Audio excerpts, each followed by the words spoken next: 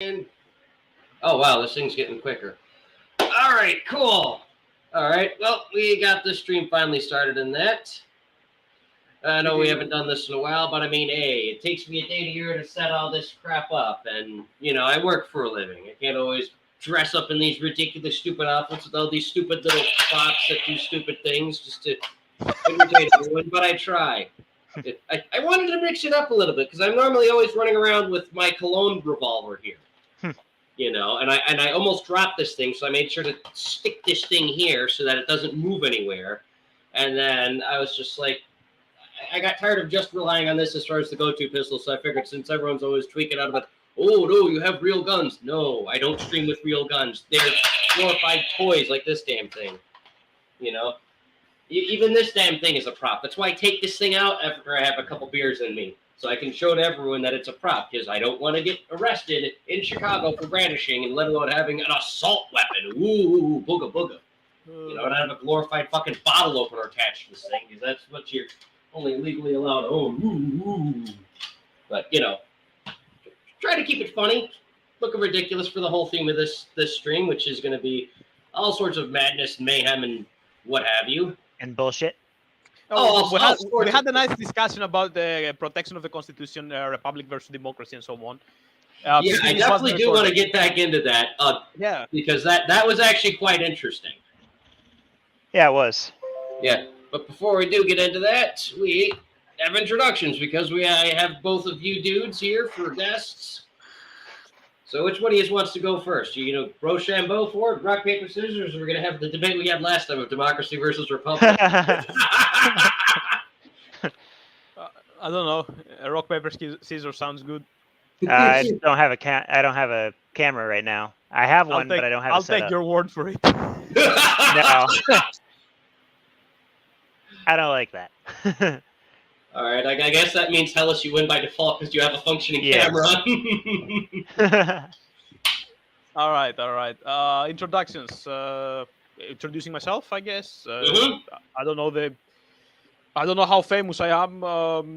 I've been talking to Burnside for quite a while now. Sometimes he invites me to streams. It's currently 7:30 in the morning in Eastern Europe, so I am up and I'm ready to talk and discuss. I've got my coffee here, and we will cover a lot of things. I do hope that it's not going to be some boring Midwest news. He gave that to them and whatever, and all that kind of drama. Like here. Last time, you guys were complaining about Mr. Potato's gender. I'm a European. I don't give a shit about that. All right, so you can find me on YouTube.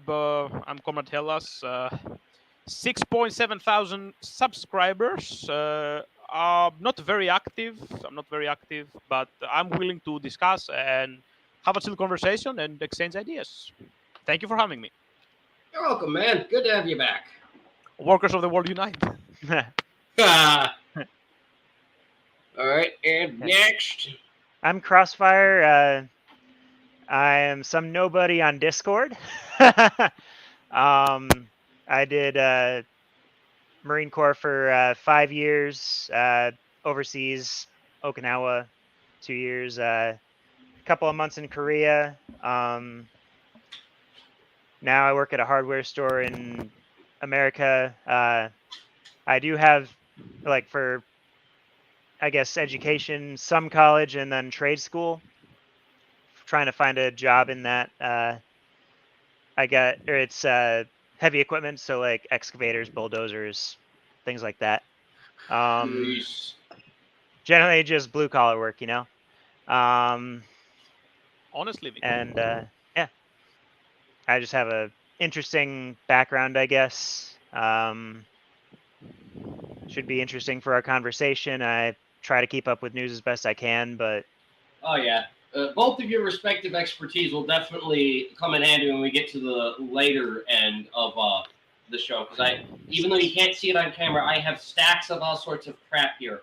I've got my collectible silver ounce coin from the guy that makes my bumper stickers that nobody likes because he goes on about chemicals in the water turning all the frogs gay.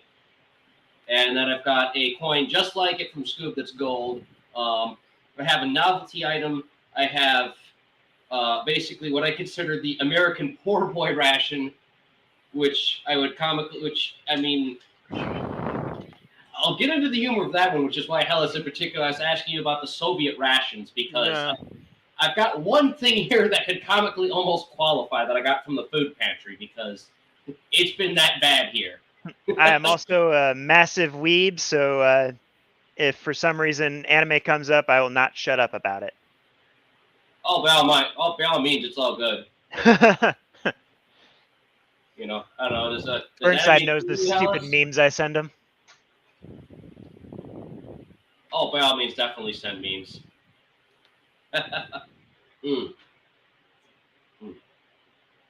I myself am Hendrik Burnside. I usually run the show unless Scooby or Tara or someone else is around to run everything, but lately I've had to kind of try and find the time here and there and duct tape everything together and try and make things look all fancy when I can do it, which is almost never because I work a lot. Right now, he is running a terrorist cell, and he's wanted by FBI and Europol alike.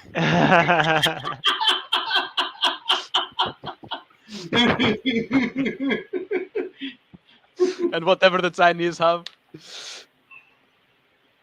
Yes, which is why they're always spying on me, because surely this is a real gun. Have you seen the remember Home Alone, the movies? Yeah. Home I really Alone only 4? watched one. How about Home Alone 4? Have you watched that? No, like I Or said, 3? only one. The one with I've the seen many, that forever. the one with the kid that he paints the fake gun, and he paints the real gun Yeah. green. Yeah, basically this. You could have painted it green. You know what Apparently, Starfield got delayed again. Oh, bummer. Ooh, my bad knee. Oh, damn it, arthritis. I mean? You have arthritis? Yeah, that's a downside from working between the last Oh, time. really? I have arthritis as well. Ugh, it's a pain in the ass. Yeah, I know. I do physical therapy for it all the time, and that like endlessly use it as jokes, you know, to go along with this insane costume, because Why with not? times like these, this is the comical American stereotype. The guy that's literally going around with his tactical deer and his tactical gun and his other gun and his other gun and all his magazines and Doritos and shit, because, oh boy, I'm ready for the apocalypse, boys. Remember, you're missing one thing. You got to What be is it? obese. Yeah, you got to be obese. Yeah. I'm getting there. I'm kind of fat. I mean, this thing puts on a couple pounds. What are you talking about? You're not fat enough to be a true American. I'm not kidding. Like 70% of the adults in the country are overweight or obese. Huh? I mean, I got a little. Like, I'm going to there pour is, myself some whiskey. There's going to be you have one hell of a night. problem. You have a problem because you cannot draft enough people in the military anymore. I know, but we don't even have a draft, actually. This is what I'm telling you about. You're complaining about migrants. I say draft them in the military. Most of them are skinny. The Latinos, you know. Well, I'm sorry, Hellas. Apparently, the latest thing in our military in the United States is they want to literally practice some weird bastardized communist thing and have transgender machine gunners. I'm not shitting on that either. They're like trying to get into the like diversity and inclusivity and all that weird stuff. Didn't you ban transgenders from the military? Yeah. They're trying to get transgender people into the military while fighting Islamic terrorists. Didn't you ban them? Or was that a presidential thing? We did. I think that was under Trump, and then they revoked that. Yeah, Trump did it. Yeah, Trump did it. Yeah, Trump did. Ironically, though, the best sergeant I ever knew in the Marine Corps was a transitioning woman. The best sergeant I knew was Captain Zenny. See her. Nice. Semper Fidelis. Like, I'm not kidding. There was a person I knew I met, or like a sergeant that worked with us on a like a training for what we call a field op. Yeah. Right. She was in the process of transitioning to a man, Oh, okay, and okay. that was ironically the best sergeant I ever knew in the Marine Corps. That's cool. That's cool. Well, I'm glad that turned out well In Greece until in the 80s, 90s, I think, we 80s, I think we didn't allow homosexuals in. I think. So I knew my father knew a couple of his classmates who were draft dodgers. One of them went to the conscription center wearing high heels and a wig. He got sent off. Didn't have to serve. Job done, I guess. And back then you didn't have like a telephone, so who cared? Like 20 dudes saw him dressed like a woman, and he'd never see them again. It wasn't anything shameful. Smart guy. In the you US, cannot do that anymore, right? In the U.S., we had a policy called "Don't Ask, Don't Tell," and that was until what, Clinton, 2011? Huh? I remember that one. Yeah, Dad's tea. That was a common practice. That was Clinton's policy, I think. And don't understand, it's basically we had that until I think 2011. I don't remember for sure though. Yeah, somewhere in the mid 2000s is when we actually got rid of it. Yeah. But, I bring that up as a comical punchline because it was an article I read into. I found on Discord, ironically, where basically a few years ago there were some tests on the military as far as integrated versus straight male regiments and battalions and things like that, and it turned out that after they went through all the tests and went through thorough scrutinization, they're like, yeah, integrated is a serious problem, versus just regular dudes. Yeah. And that, but there were actually some that were integrated that actually did well. It was just 2/3 of the time they didn't do as good as the dudes. But I mean, I don't know. You got someone who's transitioning and someone that's like a homosexual versus like a guy who's your stereotypical buff Chad freaking crayon box eating Marine, just dual wielding freaking M60s. I'm dual wielding these here, just going, oh yes, I go through the entire obstacle course because I am the Marine Corps. Blah, blah, blah, blah, blah. Or the buff Crayola, then I can kind of see how you're gonna just be trampled by that sheer power. Yep. Oh. Yeah, so most of the world actually allows homosexuals nowadays. Yes, I know. Like in the IDF and Mossad and all that, they've got integrated male and female regiments, and they work pretty well. And that kind of it's illegal in Cyprus. Say what? It's illegal in Cyprus. I think so. Yeah, Cyprus still didn't. Oh wait, no. Okay, they changed it. It's legal to serve. Yeah, it's legal to serve. For me, over my time in the Marine Corps, it's just kind of like I don't really care what type of person you are. You bleed the same color I do. You're a person to me, so I'm gonna treat you as one. Yeah, I second that. My only concern is like when they started doing all of this was when our main focus wasn't the Russians. It was the Islamic State and the Caliphates and all the Islamic terrorist groups. And I was like, you're going to put someone who's on hormone blockers with an M4 into a combat situation, and God forbid they get captured. My mind was like spinning with all the horrible tortures that they're going to put this person under, because they're just be sitting there going, this is haram. This is the most highest degree. No, they don't mind. The Muslims don't mind. The Muslims don't mind transsexuals. They mind homosexuals. Wait, I thought the Islamic Republic of Iran right now, if you go there and tell them I'm gay, they'll stone you to death. But if you're like, you know what, I like being gay, so I will become a female and chop my dick off, they're like, okay, fine. And they will give you 2,000 euros for it, or dollars, or whatever. Huh. That's interesting. Yeah.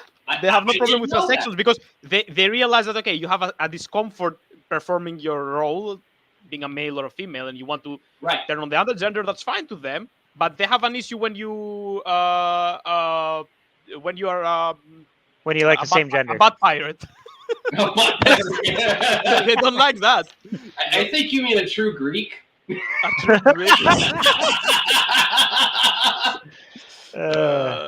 have in Greece. We even have multiple words for homosexuals depending on their roles on bed. The older generations use them sometimes. Okay, we have like separate words for whatever they do. You know what I mean? What the hell? Yeah, That's funny. I didn't know about that.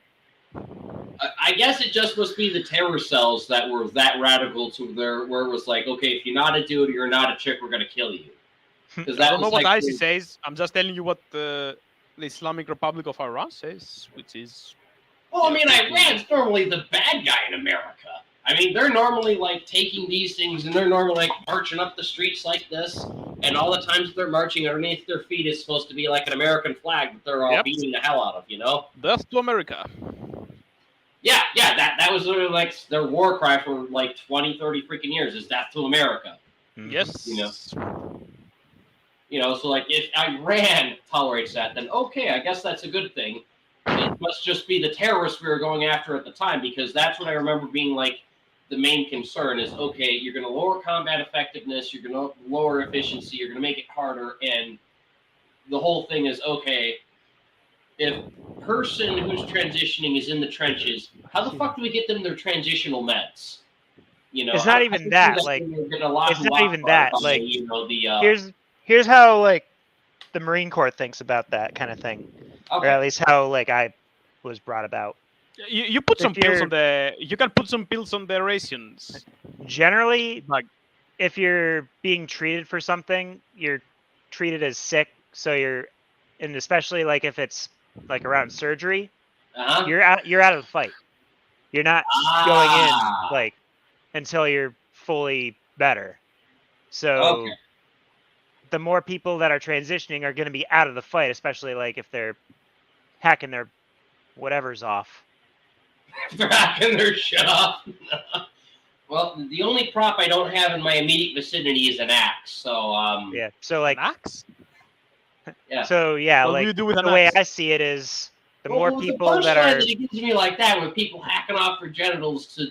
Okay. The more people that are trying to transition. Yeah. The more people that are trying to transition, the more people that are going to be out of the fight. In the case of war coming up. Or you put the transitional because they're going through some kind of therapy. Generally. Or you put transition pills on the military ratio bugs.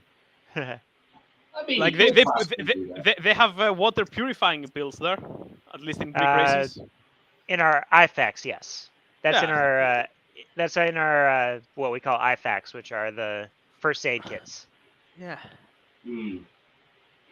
Very, very interesting, because I honestly didn't know that.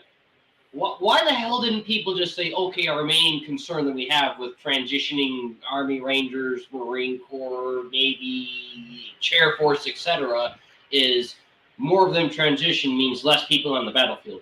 That would have been way more logical than, well, if they get captured, they get horribly tortured. You know, because I was like, okay, you're going to have someone out there that needs all these pills and shots, etc., just sitting there and just basically, okay, next target. All right, I'm out. Guys, I need my shots, my pills back. Okay, thank you. So, goddamn terrorists. This also brings up another thing.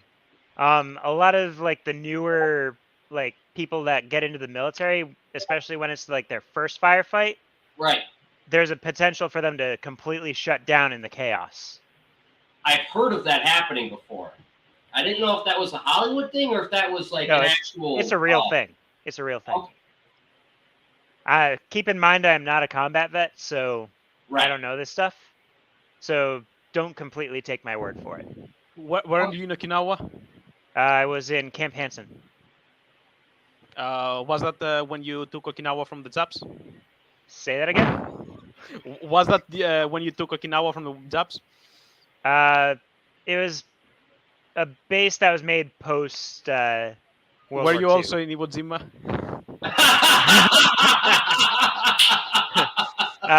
So, from what I've read and what I've seen relating to Okinawa, the main base that we captured, or the main bases that we captured were What the fuck is this? were what is now hold on. I'm blanking on the name of the Kadena. Kadena was the air base we took. The central command we took was Shuri Castle. And we took some other major like checkpoints of the island. Nice. Like there was actually a movie made on Hacksaw Ridge, and I've actually been there.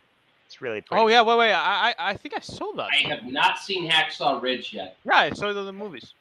Oh yeah, so the theatrical Wait, isn't the one the way with the theater or like the movie the guy made who it out didn't to want be to is fight? not the way it is. What? the guy who did not want to fight with a weapon, and he Yes, Desmond he Doss. volunteered as Yeah, He was essentially a religious Navy. pacifist. He was a I think he was a Navy corpsman. Mhm. I think you're right. He was some kind of Mormon, and he was a pacifist, so he didn't Yeah, believe. he in was any Mormon. form of violence. He was Mormon Mormon, yeah. pacifist. I think he was either an army medic or he was a Navy corpsman. I forget which one it was. But he basically got a medal of honor, I think. And He did. Didn't fight, He did like get he the didn't Medal of have a Honor. weapon. Yeah, he didn't have a weapon, and he never fired a shot. Yep. And he saved many lives. and he saved like 72 lives because they Mhm. compromised on whatever he saved. Because some people were saying he saved like over 100 lives that day, and he was saying he saved like less. So they were like, "We'll meet in the middle, 72." Like it I was think some it's beer that I bought. absurdly high number anyway. And like the other it's an interesting story, but I've actually seen that battlefield and it's very pretty. That's all I can really say about it. And then I also know people who've been to people who've been to Iwo Jima as well. Wasn't the Mr. Miyagi from Okinawa I don't remember. Karate Kid too? Like I said, I Haven't seen don't it. remember. Yeah, the films. One thing you and me got to do, Hellas, when the whole war blows over there, is you and me got to actually meet up in Chernobyl like we were planning on originally. The war? Yeah. You mean Ukraine? Yeah, after the war over there is over with. All right, I can do that. Yeah. I'm not big into it. My girlfriend likes Chernobyl more. Like, I don't give a shit. But like, I can come for a quick tour. No problem. Mm-hmm. Well, you'll get to see all sorts of nice Soviet stuff, man. I mean, you're communist. It's part of your history, culture, and all that. Love it, man. I mean, the only thing no problem. I'll come. I have no problem on that. I'll come. What is it? 2 hours in, 2 hours out. I can do that. Yeah, I'm not staying overnight in Pripyat though. Don't expect aren't there like a better so many breakfast just either. like rangy dog it's like rangy dogs or something? No, there's stray dogs and there's wolves that are native to the area as well as other animals, and all the animals that are native to the area are naturally radioactive. Like basically, before the conflict started, the exclusion zone was basically treated like one giant glowing Yellowstone over in Ukraine. So they kept track of all the animals, and they put signs up saying, "Do not pet the puppies. Do not pet that, because you will get skin cancer from petting them." Because these stupid tourists got it's a little adorable puppy, and it's a wolf cub. And they pick up this radioactive nuclear wolf cub that's clicking off the Geiger counter and killing it because it's so radioactive. You go, "Oh, it's a puppy. Oh, it's adorable. Oh, it thinks my face is a sweet puppy." Whereas the mother wolf is like, "You put my pup down, motherfucker, or I'm going to rip your throat out." And then it's like, well, we have 10 dead tourists and one giant pissed off mother wolf. Solutions. AK! Any other solutions? AK? Throw him down to the elephant. Here's another one. Throw him down to the elephant's foot. Oh, no. And that's pretty much how it went. Which is why they want you in and out in 2 hours, because not only is it a semi-active war zone, but, it's still pretty radioactive, and there's hungry wolves eating dead Russians and Ukrainians. Not fun! Have you seen pictures of the elephant's foot? Yeah. I have. They terrify me. Yeah. Like But, the last picture taken, the guy could only be down there for like a few seconds. Or he like I know the guy was die out of his re- mind getting that picture. He's like, I want the picture. And they're like, if you get this picture and you don't get it right the first time, you are going to die. And he's like, I will take that risk. And he got this crappy looking picture and he became famous because he didn't die. Yeah, I will not. The guy who caused the explosion, Anatoly Dyatlov, Yeah. he broke the rules on testing, and basically he did the test with lower megawatt, gigawatt. What's that? I don't know exactly. I'm not a nuclear scientist, but the power of the reactor was very low. Yeah. He jump-started the reactor when it was at very low power, but he didn't have any of the runoff, as it were, cleared out of the system. So he The funny thing is that that guy was responsible for a second nuclear accident a couple of decades before, when he was serving in a nuclear submarine. Really? I never heard about this. It was the second time. And for some reason, let me hit the guess button because I gotta hear about this shit. I never heard about him running a sub. Where do I have that button? Give me a second, because I actually left the. Here. There we go. Guess choice. Tell me about this shit. Okay, so basically, he was in the military, right? The Soviet Union had some form of conscription. So he was in the military, being a nuclear scientist, I guess, having graduated. So they sent him in a nuclear submarine. Okay. A submarine powered with nuclear reactor. Mm-hmm. And apparently, while he was serving there, I think it was Arctic Sea, White Sea, I think, North Russia. While he was serving there, he caused a nuclear explosion. He caused a nuclear explosion. He got a lot of people affected, and he received 15 retogen, 10 or 15 retogen on his body, which was already very high, actually. And yet he survived that. And for some reason, 10 or 15 years later, he ends up being in charge of Reactor 4 in Chernobyl. I mean, why? What? Why? Okay, let me get this straight. Now, are we talking about something like the Widowmaker film, where they have just this cursed nuclear submarine that just goes all sorts of wrong, and he just blows up because he's an idiot? I don't know if this became a movie or something, but he actually caused the nuclear explosion in the submarine, yeah. And he already did that, and they employ him in the Reactor 4 in Chernobyl. Like, why? Like, yeah. This is a major red flag. It's a major red flag. He fucked up once. I didn't even know about this. This is an awesome topic. I didn't even know about this. He ended up being sent to the gulags. Well, there weren't any gulags in 1980s, but he was basically sent in a labor prison or something. Yeah, he was sent in the gulag. And for humanitarian reasons, they took him out because he was getting sick. So they took him out. And despite that, he still managed to live quite a long life for having survived. I think he lived until 1998. 2005, I think. 2005? I think. Oh wow, nice. Yeah, because I remember he was in the camps until about 1992, 1994. No, we were both wrong. It was 95. 95? 95, yeah. Okay, that's when they released him. Yeah, because I remember the interview they did with him was like 95, 96, and it's horrible VHS quality stuff, and his legs are all messed up.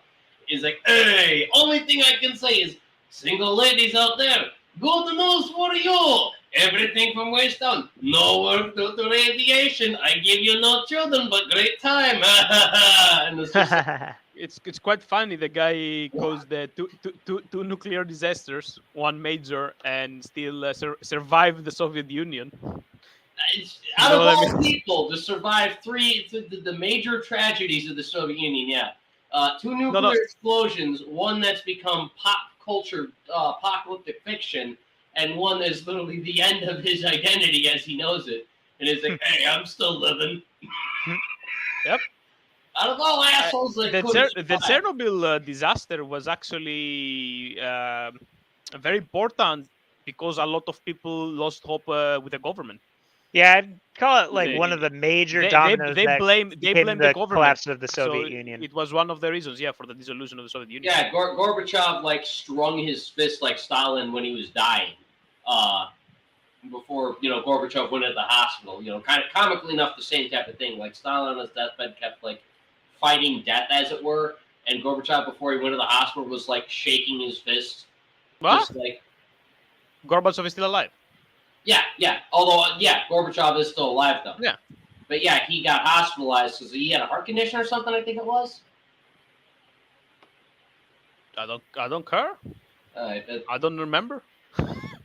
But anyway, if Scoop was here, he would know because this shit went on when he was alive. I wasn't even born yet, but from what I remember correctly with the history books and so on, it was Gorbachev was going on about the troubles that were going on in the Soviet Union and that, and he was having like heart conditions or whatever, probably the stress or what have you. Yeah. And it was just like, this wouldn't be a fucking problem if that moron Dyatlov didn't blow up Reactor 4. Yeah. It was a big issue.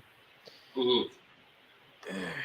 Because much as I detest communism, the one thing I do like is I like the trains. Because the one thing that a lot of people that were dark tourists that went way farther into the zone as it was, to give everyone like a look as to how it's like in that.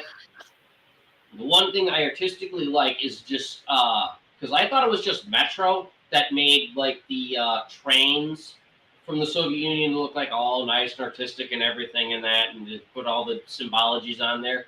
And it's like since a kid, there's a couple things I liked: trains, dinosaurs, and guns.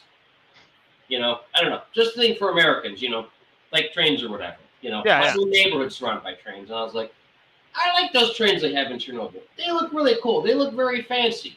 And then here comes Metro, and it's like, oh, wow. So that's what that would look like from Chernobyl if it wasn't glowing in the dark. Okay, I'm going to send you something on Discord. All right. In the group chat. I read that. I found that on Twitter, I think. There was some American, and he was complaining that if we took this picture right now, this is from 2022, I think, and we show it to a person 60 years earlier, he'd think that we lost the Cold War. Oh my God, that's fucking hysterical! Yes. Can you show it on the stream? It's very funny. Hold on, let me back this up enough. Oh my God, yes. Especially since we're just talking about. Oh God, okay, let me keep it together here. Hold on. All right, share the screen. Hold on, what this? No, not all the extra stuff. Just yes. That thing. Do it. Okay. Are we seeing this? Yes. Now, here's the thing that I find funny is because that's quite true. I've seen artwork like this before in Metro, and I'm waiting on Stalker 2 to come out, but I'm kind of familiar with how it looks in that. The thing I find fucking funny is this. Yeah, New York's Metro is ass. Yeah. All forms of public transportation in the U.S. are terrible, honestly. Oh, yeah. Buses are okay. DC's Metro is not too bad, actually. DC, yeah, sir. Yeah, DC's Metro isn't too bad. Chicago's Metro needs some work. Flexing time. Did you know that Athens had a Metro before New York City? Few months before, I think. By all means, send me a meme on it because, I wish Scoop was here to actually give a retort and say, this is this place in New York and not the other place in New York, so fuck you, Hellas, for whatever reason, and fuck everyone else for some other reason. But I'll just have to just rib him for it later. But, yeah. Normally this, when you're playing Stalker or Metro or Chernobylite, this is what you usually run into, and it's comical enough that, no, you're in New York, you're not in Chernobyl. When you see shit that's all dark like this.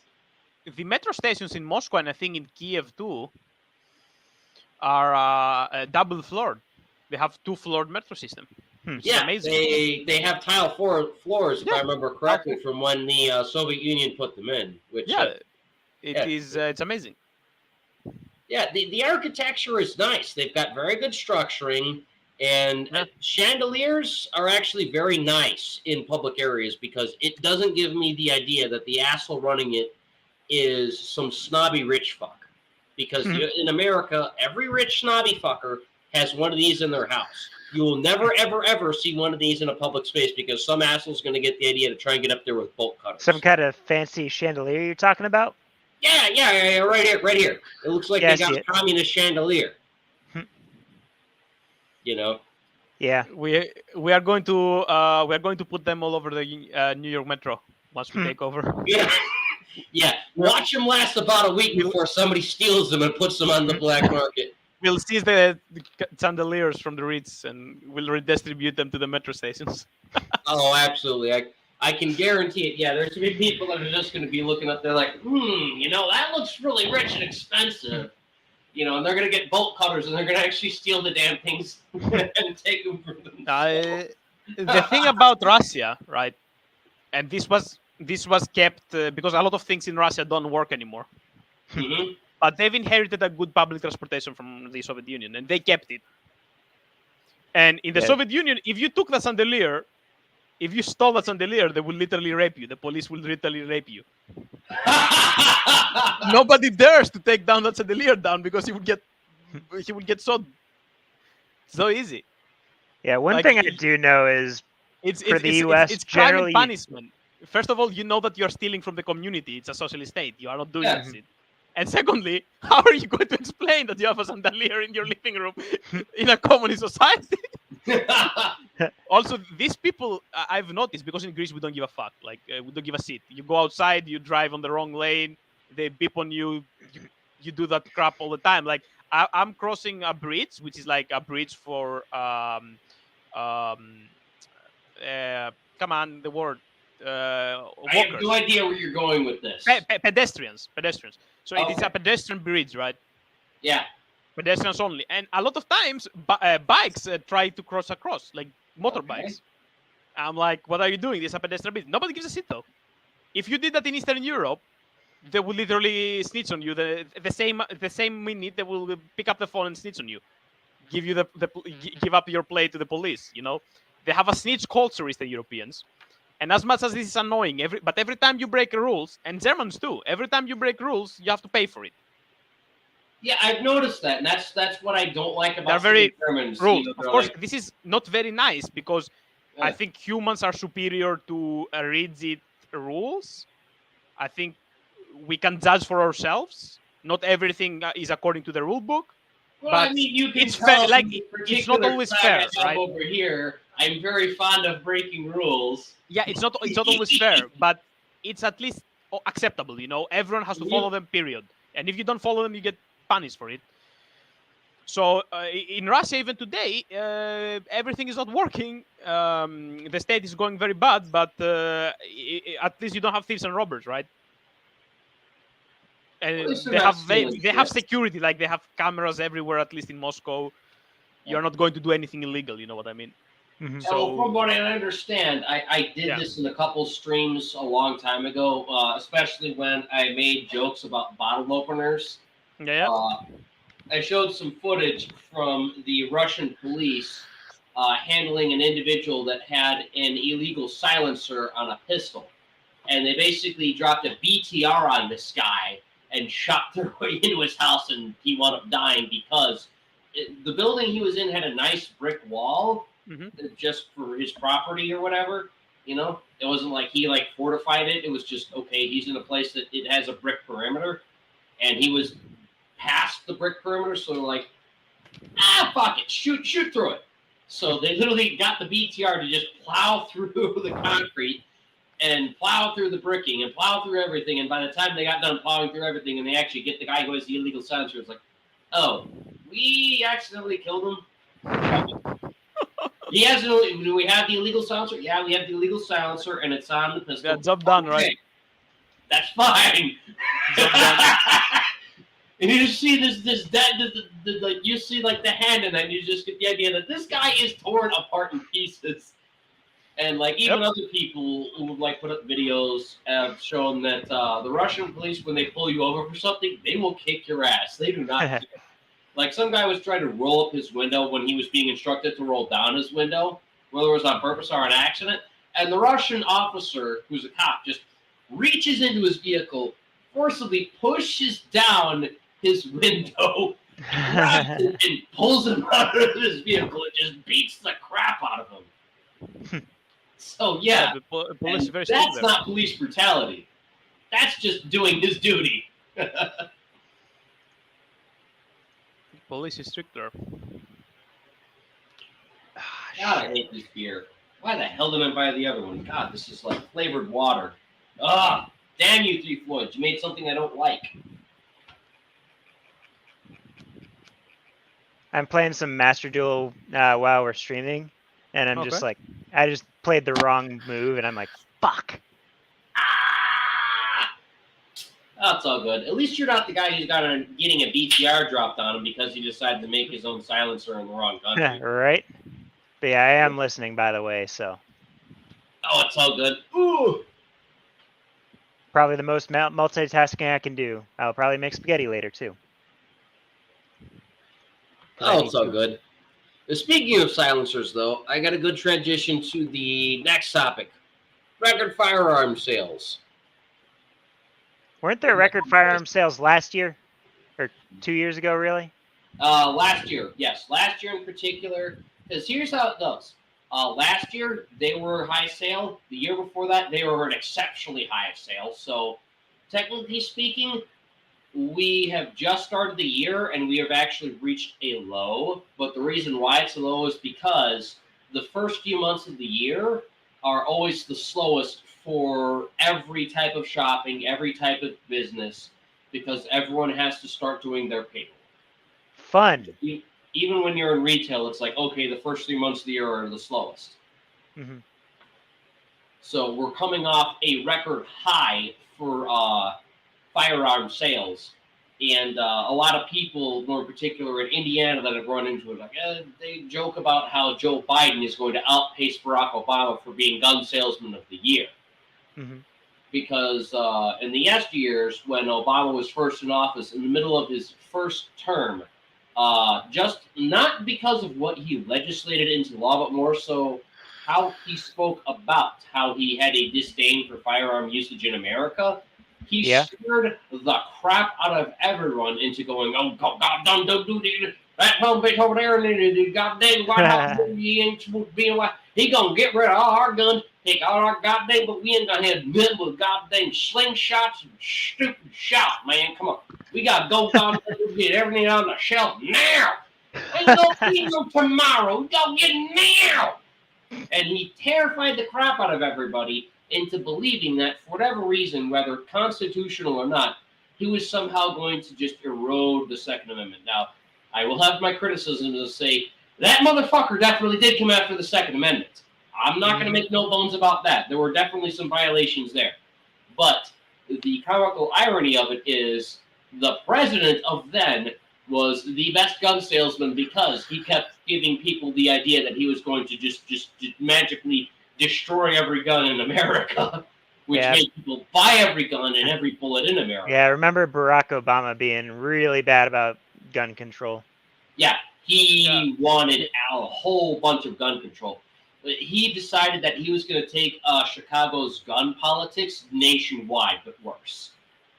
Because, New York's SAFE Act is draconian as fuck.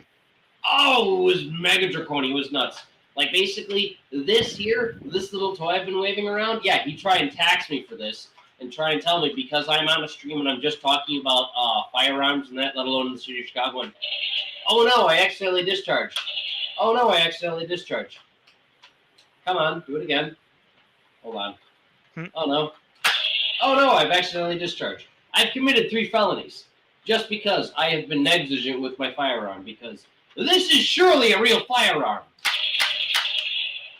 You know, that's more or less how not just as people interpreted what Barack Obama was doing, but that's in a sense how like legislatively people were like, I think it's going here instead of there.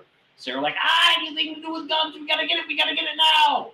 And this comically enough, despite Barack Obama as the president's plans to curtail not just the usage of firearms, whether lawful or unlawful, but the purchase of firearms, whether lawful or unlawful, led to record sales of both lawful and unlawful purchases of firearms. Well, there were a lot of school shootings during Obama's tenure. You call it tenure, or it's not actually a tenure since there are elections? We usually say tenure sometimes, but All right. I'm not 100% sure on wording for like length of time as a president. Yeah, I mean it's 4 years for a single term, but to go from one president to another within a 2-term year, it's going to take about 10 years. So you have your first president that goes for 4 years, he gets reelected for another 4, and then the next guy comes in and says, "Okay, I want to change everything." It takes that guy 2 years to get the previous president's politics out and get his new politics in. And then there's Biden.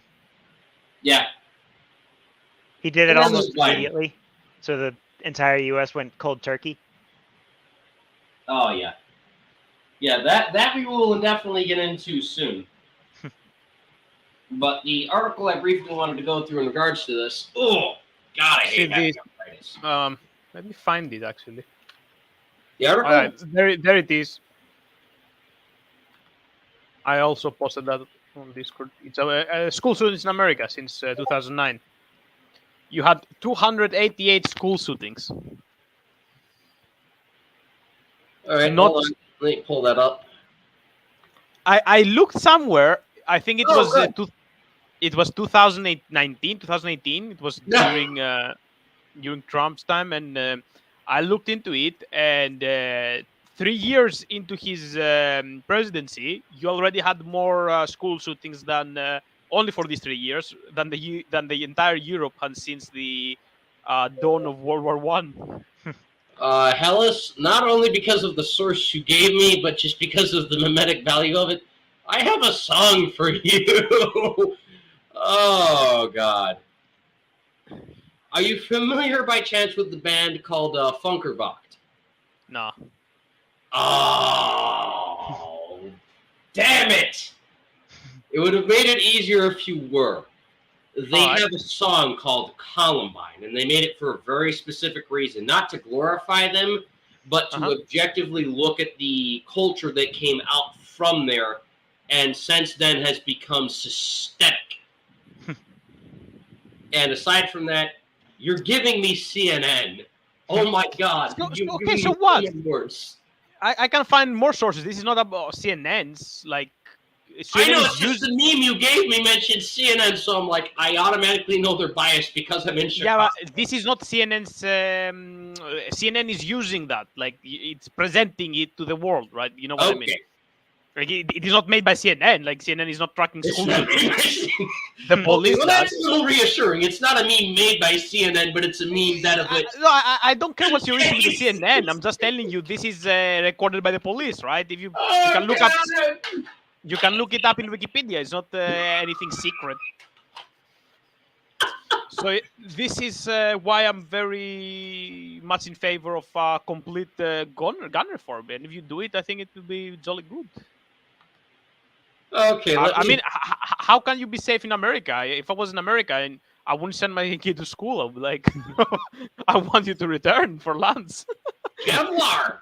Kevlar, buddy! Kevlar! Yes, send the kids with Kevlar. Amazing. Yes, give kids Kevlar. I'm totally for this. Kevlar is not meant to protect you from a projectile. No, it's meant to protect you from projectiles, not like from a bullet. You know what I mean? Mm-hmm. That depends on the grade. That is true for the lower grades of Kevlar. Yeah, it's meant for snarple shots. How do you call it? Small arms? Small arms fire, yes. No. Snarple shots. How do you call that? What? Yeah. I have no idea what you're meaning. The one that comes out of howitzers. You know, all these... God damn it.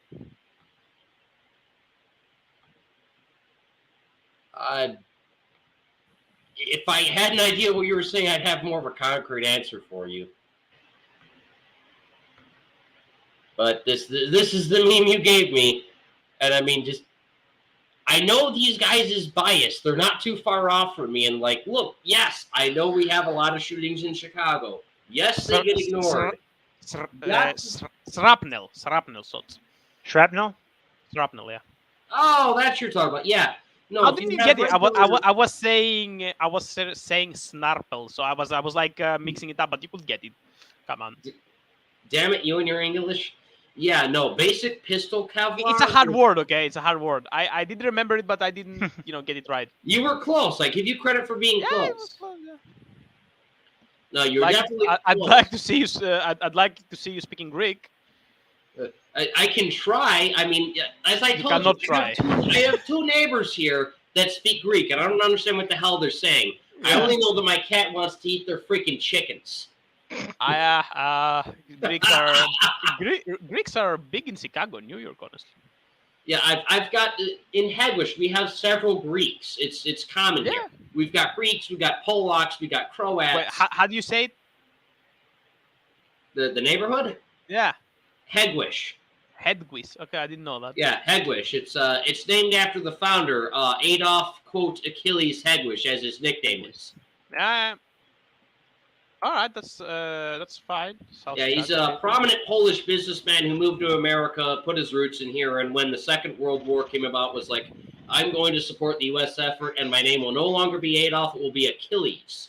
All right. And that's why records are split, because some people have his name was Adolf?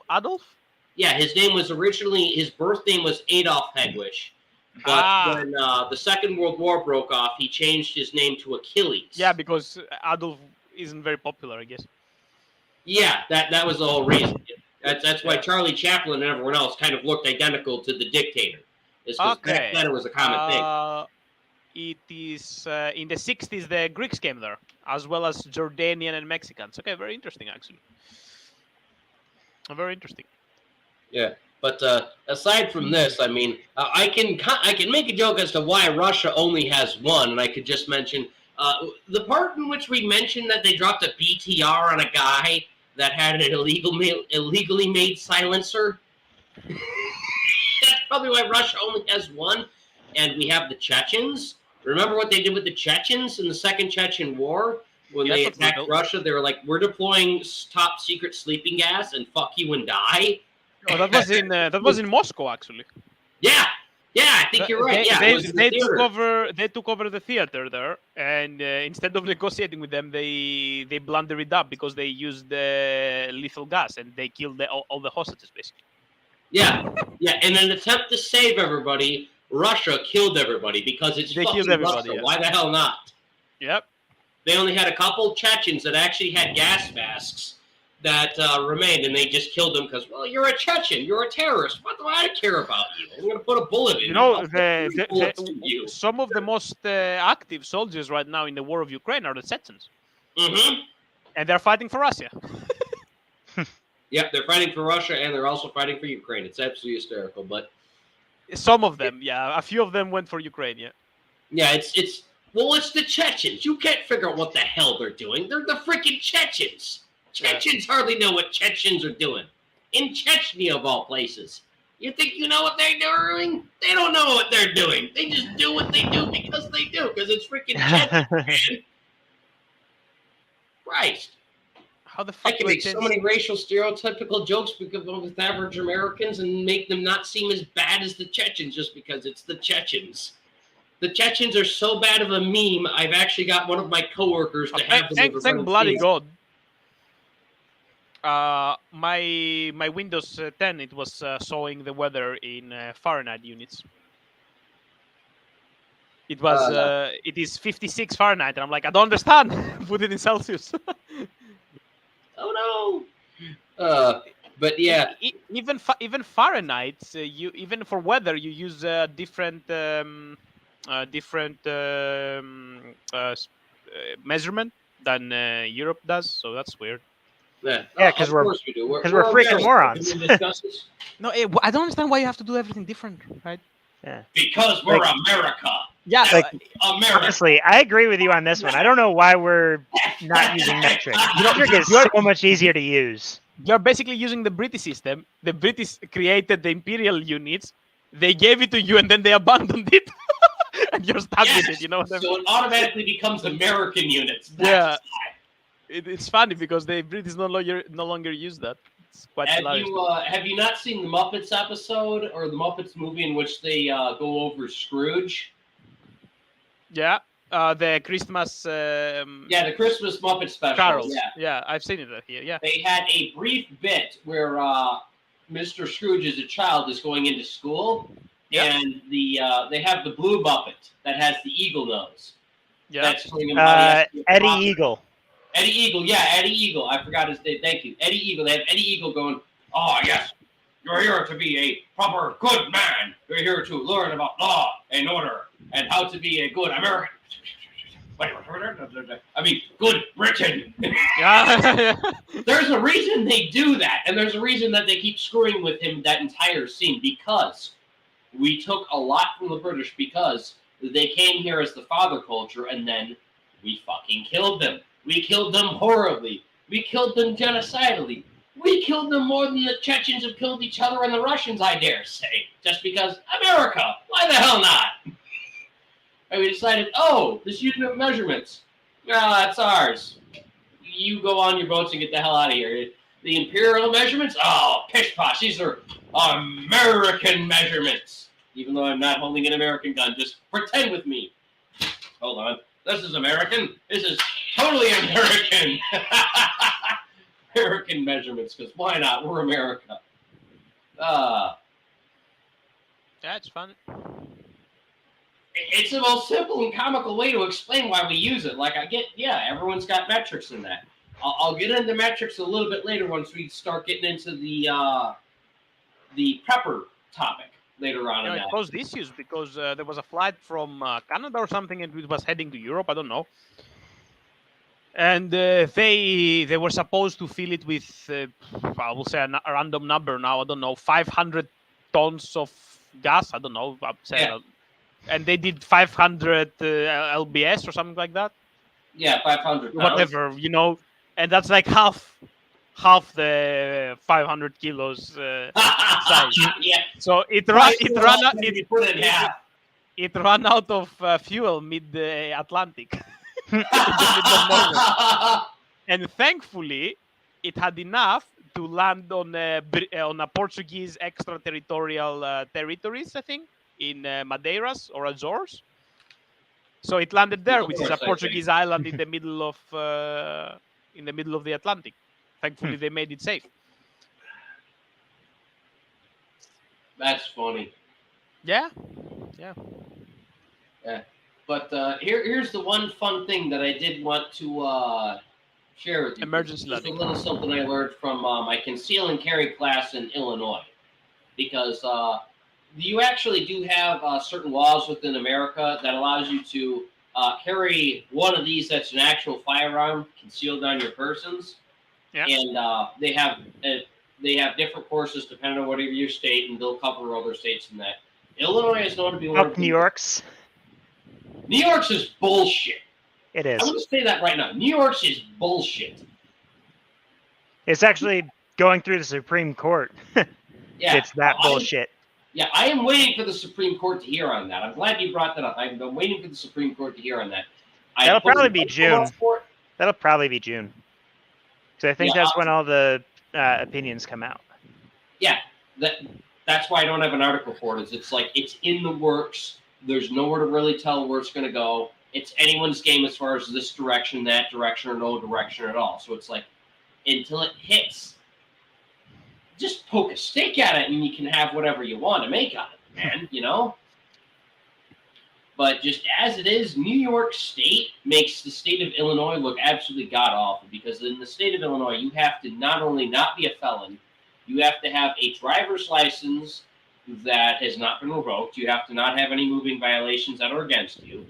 And you also have to, after that, you have to go for an FOID card, which is a firearm owner's identification card, which Illinois is the only fucking state in the union that has you do that. And it's only valid in Illinois. Every other state goes, what the fuck is that yellow thing? What? Wait. if it's Illinois, no wonder. Yeah, we don't So, recognize it. so You're basically, not in order to get a card, you don't have to be a felon, and Yes. you have to have an ID. Yes. You have to have, in particular, a driver's license. Isn't that like The basic? ID. Yeah, it's like if I were to apply for my conceal and carry permit for the state of Illinois, and I were to provide a Illinois state ID instead of an Illinois state driver's license, I would be denied. Because an Illinois state ID does not cut it. You need to have a driver's license. Why a driver's license? What if you don't drive a car, for example? Yes. The only answer I can give you is communism, because I don't have a logical answer because they don't give me a logical answer. Yeah, driving a car was rare. Driving a car was rare in communism. I guess because it was a rarity in the Soviet Union. It was like more of a family thing, you know. People with family had cars. They could, they have 2 wages. You will need a car to go to the rural areas, whatever. It's not like something every Soviet had, which I guess it's a downside of the Soviet Union. But what do you need cars for when you had like an excellent transport system? I guess public transportation. In all honesty, I don't have a good answer because it doesn't even make sense to me. Because you can have both a state ID and a driver's license, have them both be valid. And for whatever reason, let's just say you lose your driver's license and you go to apply just for whatever reason, you have to have a driver's license. Yeah, I agree with that point there. But I think what you mentioned is very basic. Like, okay, the driver's license bit is BS, but the rest are basic. Like, you don't have to be a felon. You have to be right in your minds. And well, naturally, you don't you want have to be an adult. You know the basics. Yeah, the whole rest of it is basic. It's just when you get to that point, it's like, you want what? For why? And then the best part is after you get cleared for this and you get your FOID, Illinois State only recognizes an FOID for purchasing firearms and nothing else. If you have your IDs on you and you have your FOID card to go, let's say, pick up your concert tickets and you just lost your driver's license and your state ID, or your other friend has it and he's puking his brains out and you're like, look, man, I have my FOID card. It says this is me, and I am at this address that's registered to the tickets I purchased to go into the concert. They're going to look at the FOID card, and they're going to look at you and go, I can't take that. This isn't a valid ID. And it's like, but this says I can have guns, man. If I can have guns, I can have tickets for a concert, right? And they go, oh, you need a state ID, you moron. Because it's the fucking state of Illinois. All right, be right back. All right. Okay.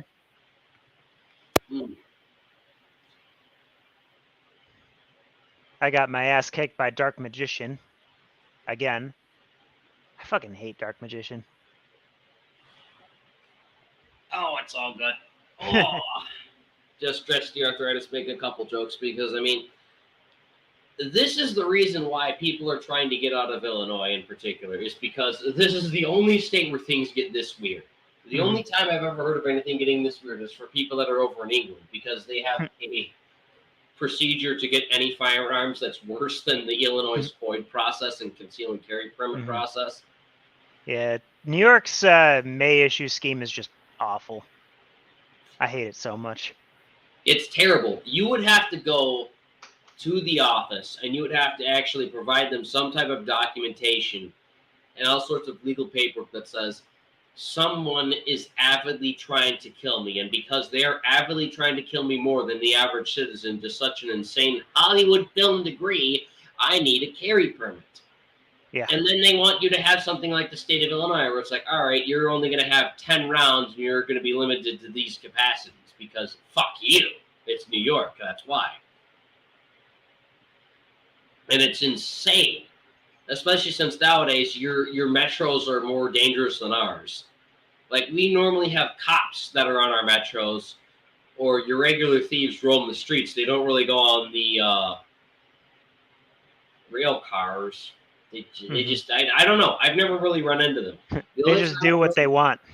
Yeah, they do whatever the hell they want. Like, the only time I've really run into any of them is, I think it was one time I was I think it was I had to take the blue line or the green line, and then the next line over, if I was to take the wrong line, was the red line that went all the way to the ghetto. And I, in particularly, comically and stereotypically, seen a guy talking to another guy on the red line, just sitting there talking with this guy, making a couple different stances and that, just, you know, going around like this, talking to him and that, and just going and stuffing it in his drawers. And I was like, okay, that's fun. That's why you don't take the red line anywhere in Chicago. It's because everyone can see clear as day this guy's illegally carrying a gun to his nuts. That's totally safe. Absolutely perfectly safe. Just, all right, you know, I'm going to talk to you, my fellow gang member. I'm going to tell you that I'm the guy carrying the gun, so you don't have to worry about it. I'm going to show you that it's loaded, and then I'm going to put it right next to my dick. Perfect. It's absolutely perfectly law-abiding, even though you can't carry just about any form of a freaking weapon on the metro. But they don't bother to arm anyone, let alone check to see if anyone else is armed. Oh, God forbid. That might be a racist in the city of Chicago.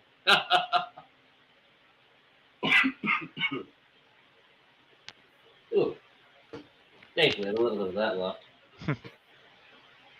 Welcome back, Hellas. You didn't really miss much of anything. I was here like 2 or 3 minutes ago. Being silent, letting you finish your. Yeah, if you heard our tirade monologue. on if you heard our tirade on the May issue scheme New York has, then you didn't miss much.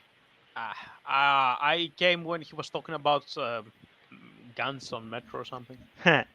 Yeah. The way a lot of the way a lot of gun laws are defined is states have constitutional carry, some have shall issue, and some have may issue.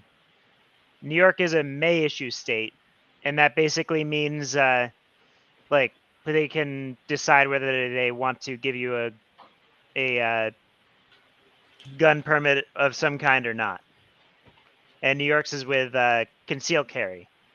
The way that theirs is phrased, they have to, or they say, if a person wants a concealed carry permit, they have to have a very, very, very special reason outside of what the normal U.S. citizen needs for a gun or for a concealed carry permit. Like, okay, like and there has to be a reason, like anything from, or like the reason has to be something like, oh, I need it for my job because I'm a armed security officer. Yeah, like it has to be something like this, Hellas. Let's or say I walk through a dangerous area of town to get back to my apartment or residence. So, like, and late at night. That. So I need a concealed carry permit for that. You can't just be like, "Is my Second Amendment right?" You need to have something crazy, Hellas. Like, let's say, comically enough, Hellas, you are a citizen of New York, and you're living in New York, and you want to apply for a concealed and carry permit for the state of New York. And they ask you, okay, what circumstances and what reasons do you have for us allowing you to have a concealed carry permit? And you tell them, well, I have this insane whack job that goes around dressed like this, who has 2 handguns of his own, that just follows me around and just shoots at me like this wildly and screams, each according to his means of fist, each according to his means of anuses. If you provide them documentation to prove that in particular, any and all forms of documentation, they might actually go and say, all right, sure, we'll let you have a concealed carry permit, but unless it's anything less significant than that, they will deny you. Because you're like, you're just like everyone else. You don't actually need a concealed carry permit. You know, you're not in some type of Hollywood film type of insane circumstances where someone wants to cut you up into itty little bits of stew and serve you to someone else like Hannibal. Basically, when you're carrying a gun, it must always be visible, right? No, concealed carry is it can't be visible. Hidden. Yeah, I know, but I mean, when you mean conceal carry is basically being allowed to hide it, basically. Yes, being allowed to hide it. So, like, let's say if you don't have that, your gun must always be visible. No, U.S. or New York State does not have a open carry law at all. It has to be either in your home or concealed. Yes. All right. So basically, okay, I'm confused. Yes, you would have to be like a Dick Glock man and actually hold your oh my fat and actually do something comically enough like this to Which legally states carry allow it and open have carry, the, for example? legality to do so. Illinois does not allow open carry. Okay. There are like, I don't know how many states allow open carry, but it's A lot actually. All of the Midwest, all of the South. Yeah, even recently it has changed a good bit. East Yeah, I England. know there's a lot of East constitutional England, carry New now England, as well. sorry. Oh yeah. All except DC, which is not a state, New York, Florida, Illinois, most of California counties. Yes, because And Illinois is like, no, I don't want it end. Puerto Rico, and a couple of your islands there. Mm. Okay. Yeah, but all the same, I did want to bring this up because So is it easier to have a concealed carry or an open carry? In Yes. New York, Anywhere. anywhere it depends on the state. carry. Okay. A lot of what it is the difficulty of obtaining concealed carry. It's allowed Mm. everywhere. It's just like who can do it, or Yeah, that kind like of thing. to actually break that down, Okay, so basically you can get that everywhere, even in Illinois. Actually, it says here. yeah, Yes. like I don't know if that's true. there's two states that cover the most area of America in regards to conceal and carry, and that's Illinois and Utah. I haven't taken the Utah class yet, but I will. But the Illinois class is fairly simple. So let's say, all right, just for the comical circumstances, okay, I have this Prop 1911. Now, the first thing is for the state of Illinois, for a semi-automatic pistol, that's perfectly fine. But I have to make sure that the magazine that goes into this semi-automatic pistol has to be underneath 10 rounds. If this holds more than 10 rounds in its magazine, this is automatically an assault weapon and it's illegal within the state of Illinois. I can't use it. Now, not just it only holding 10 rounds, which is, I would argue, completely fucking stupid because every other crook and criminal out there has drum magazines and extended magazines, and 10 rounds isn't going to do you much, but this is the government, so let's give them a little berth and just say, okay, for whatever reason, okay, 10 rounds is what it is. The other thing they want you to do is, the one thing I do like is they actually do give you a training course on how to properly hold your firearm. So they'll train you on proper stances. Like the stance that I'm using now, this is a variation of the Weaver stance. Now, the reason why in particular I use the Weaver stance is because I'm used to most of your martial arts stances, which they are elongated like this, to where you're fighting, And the reason you use a Weaver stance is because you carefully balance yourself to hold the handgun like this, to extend outwards and carefully align your targets. Now, the other thing is not just the proper stance, but when you actually use your firearm in the state of Illinois, and let's say, okay, some person is a felon and they're firing on me, they're a gang member, rapist, drug addict, dealer, whatever it is, and they're shooting at me, so I have to actually engage them because, I have my conceal and carry permit, and it goes from, oh crap, this guy's shooting at me, to, okay, all right, this guy is actively trying to kill me. So I actually have to sit there, try and take cover, and I have to make sure that when I squeeze the trigger, the bullet hits the guy. Whenever I squeeze the trigger, like that, and I'm not avidly paying attention, I don't have my shots aligned, if any of those bullets do not hit that guy that's shooting me, that of which I'm trying to stop, not to kill, but stop, I have committed property damage. And if, by chance, there is another person that is behind this person that's shooting at me that gets hit by my bullets, I am liable for the damage that's dealt to them. Okay, obviously, yeah. Yeah, depending on how the legalese is, it could be something like attempted murder. Yeah. Because the bullet from a 1911 is a 45 caliber bullet and it deals good damage. Even though it's slow, it tends to be very good with stopping power. So, I'm engaging this guy, and then, oh, whoops, I missed him with that third shot. It looks like I hit a granny. You hit an elderly person, and if you're using something like, just for comical example, because I had this for something else, it's the wrong caliber, but let's just say you're using your stereotypical range bullet here. These are designed to go right through a person because these are designed to be used at the range. So for something like a 45 caliber handgun, bullet goes right through the person, drops them. Maybe it doesn't just drop them, but it goes through them before they hit the ground.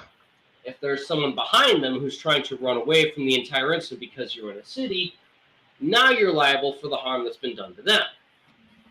The state of Illinois wants you to actually have the proper ammunition, the proper accuracy, the proper training, so that when this situation happens, when you actually have to use this, not only do you stop but not kill the perpetrator who's trying to harm you or other people, but in the process of stopping that perpetrator, you don't harm anyone else or also cause property damage. Yeah.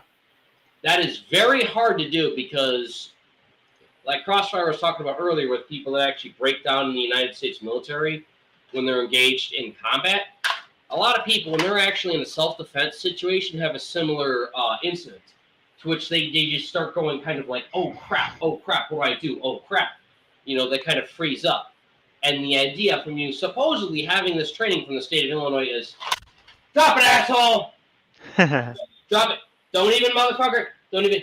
You aim it at me, and then let's say that the guy actually aims it at you, like he aims it at my head. That's the only time you're allowed to actually shoot him, is when he's either aiming the firearm at you or he's aiming it at another person.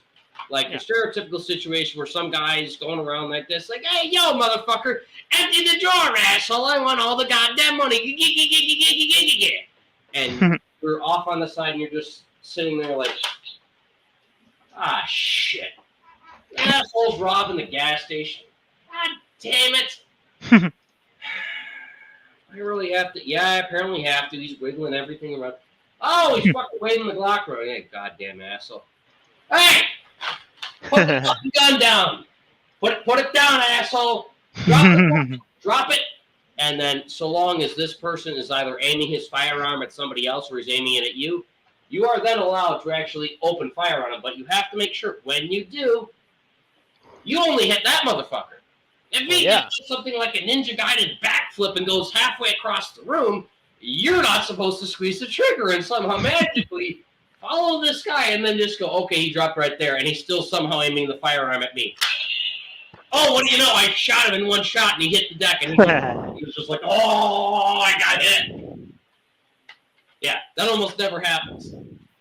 It's good to have this high-quality training in that, but, I mean, in real-life practices, it's very hard to get into that. No, just don't squeeze the trigger if there are more people behind him, okay? Or you don't want to kill the people behind, okay? Naturally, yeah, that's the whole thing, is you don't want to kill anyone that's behind this guy. Yeah.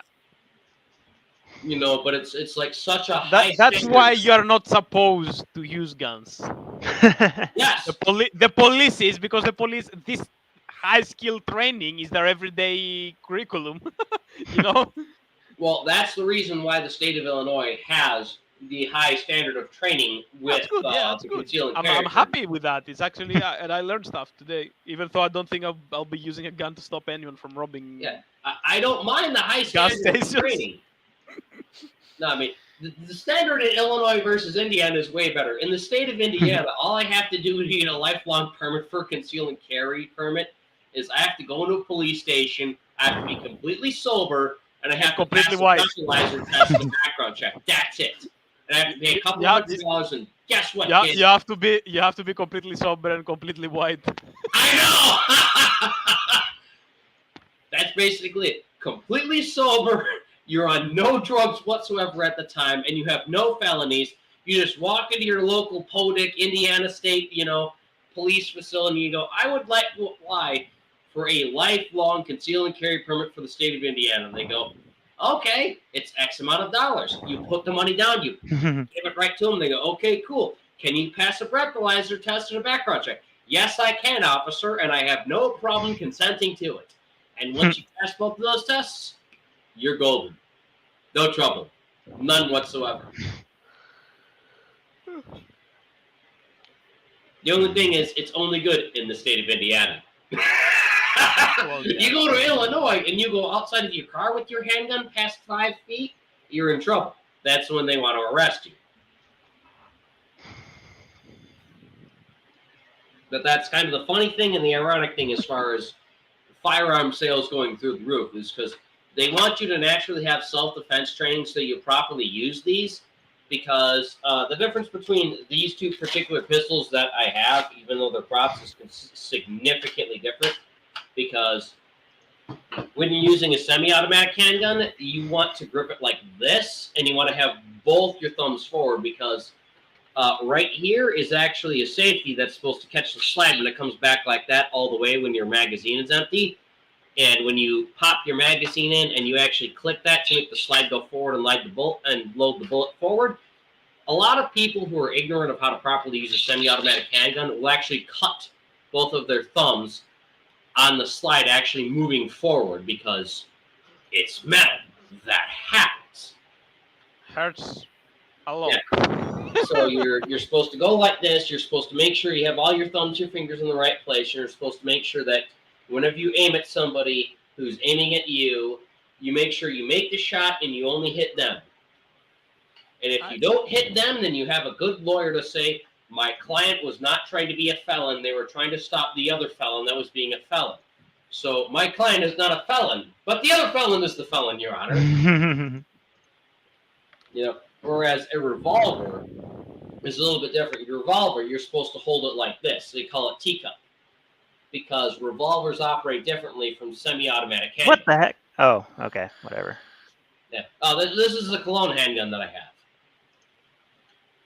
Yeah. Other reason why I like Indiana, they have gun shows that have more than just guns. They just use that as we're going to legally be allowed to sell everything and anything here like a swap or Ramba type of flea market. But guns, yes, but not always guns. So why not? This is a gun, isn't it? Perfectly legal, but the idea is you hold it like this, and then it's either with the double action revolver, you just simply squeeze the trigger, and it's ba-boom, ba-boom, or if it's a single action, you have to cock the hammer all the way back, and then ba-boom. And then same thing, you have to make sure that when you're actually using it, you hit the target that you're intending to hit, the felon that's harming everyone else, and only the felon, and they fall to the ground. Because with all of the training for the concealed and carry permits, you're not supposed to kill anybody. It's a common misconception. CNN and everyone else and Fox News and whoever else will get it wrong because they don't have anyone that attends these classes, I guess. You know, so they go, oh, you're always trained to shoot and kill because you think you can do with the gun is kill people. No, the idea is you aim for right here because it is when you hit someone right here in the heart, you give them a miniature heart attack. So whenever someone's just sitting there just like, you know, shooting at you just because you hit them right here, it gives them a mini heart attack, and they go from here to completely on the ground, and then they stop. Just because you give them a miniature cardiac arrest, which gives you or the cops the time to actually go up to the guy and arrest him. Or if you're Russia, beat the ever-loving shit out of it, because how dare you do this in Russia?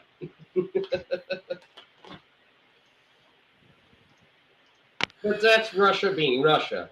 And aside from all of the conceal and carry laws for Illinois and other states, the other thing is because people can kind of do a 2-in-1 for sale, there have been a lot of firearm purchases that have occurred. So I'll just bring that one back up just because I had to do the basic demonstration, and if I had all of my little notes and this and that, I'd put that up there. But who the hell is going to seriously read through the long legalese of this is what you have to do for the state of Illinois? You know, no one's going to do that. It's boring. It's so much easier for me to explain it to you as a basic synopsis of what I learned from a 2-day course instead of here's the entire 2-day course within this live stream. You know? What?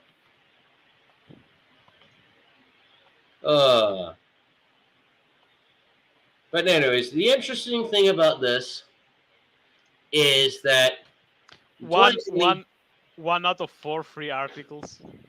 Yes, one of 4 articles. Capitalism.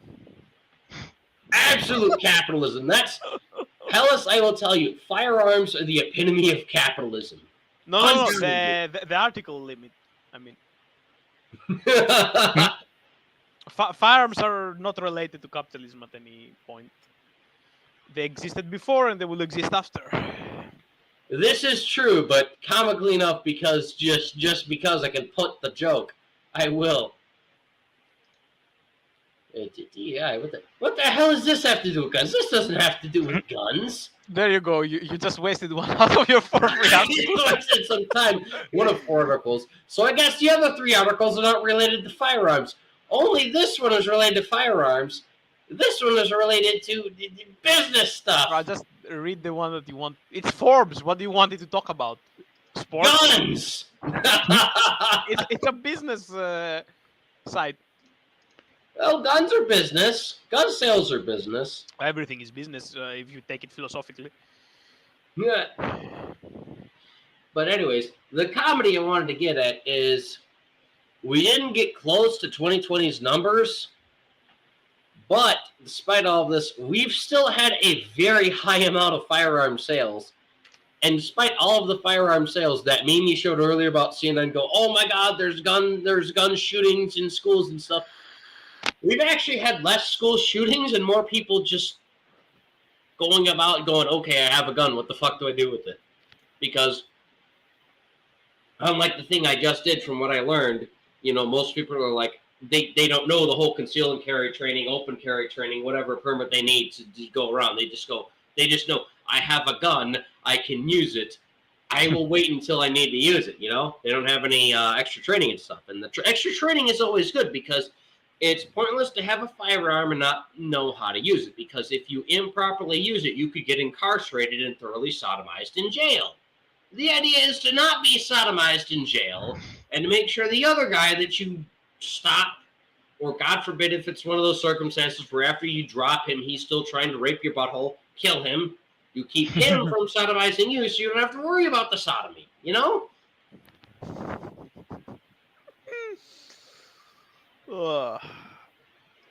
Yeah. And yes, they do mention that gun crimes did spike during the pandemic. Look, I'm going to blame that on the black market. And have you seen Chicago? Have you seen oh, God forbid. Oh, no, Adobe. Damn it.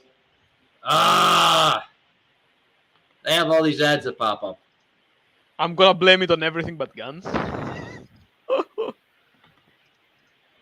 Okay, this is slightly embarrassing having ads for that when I'm not being paid for that. But look, there's a lot of people that buy guns off the black market. There's a lot of people that regrettably, when they purchase firearms, they don't know anything about it, so they misuse them. That's going to happen. Naturally, if you have more firearms purchased and you have more people that are ignorant of how to properly use them, they're just like, I'm going to have my shotgun to stop the guy that breaks in my house to try and rape my wife. It's like, that's a good reason to have a gun. But do you know how to properly use the shotgun to kill or stop? Third world country. Third world country.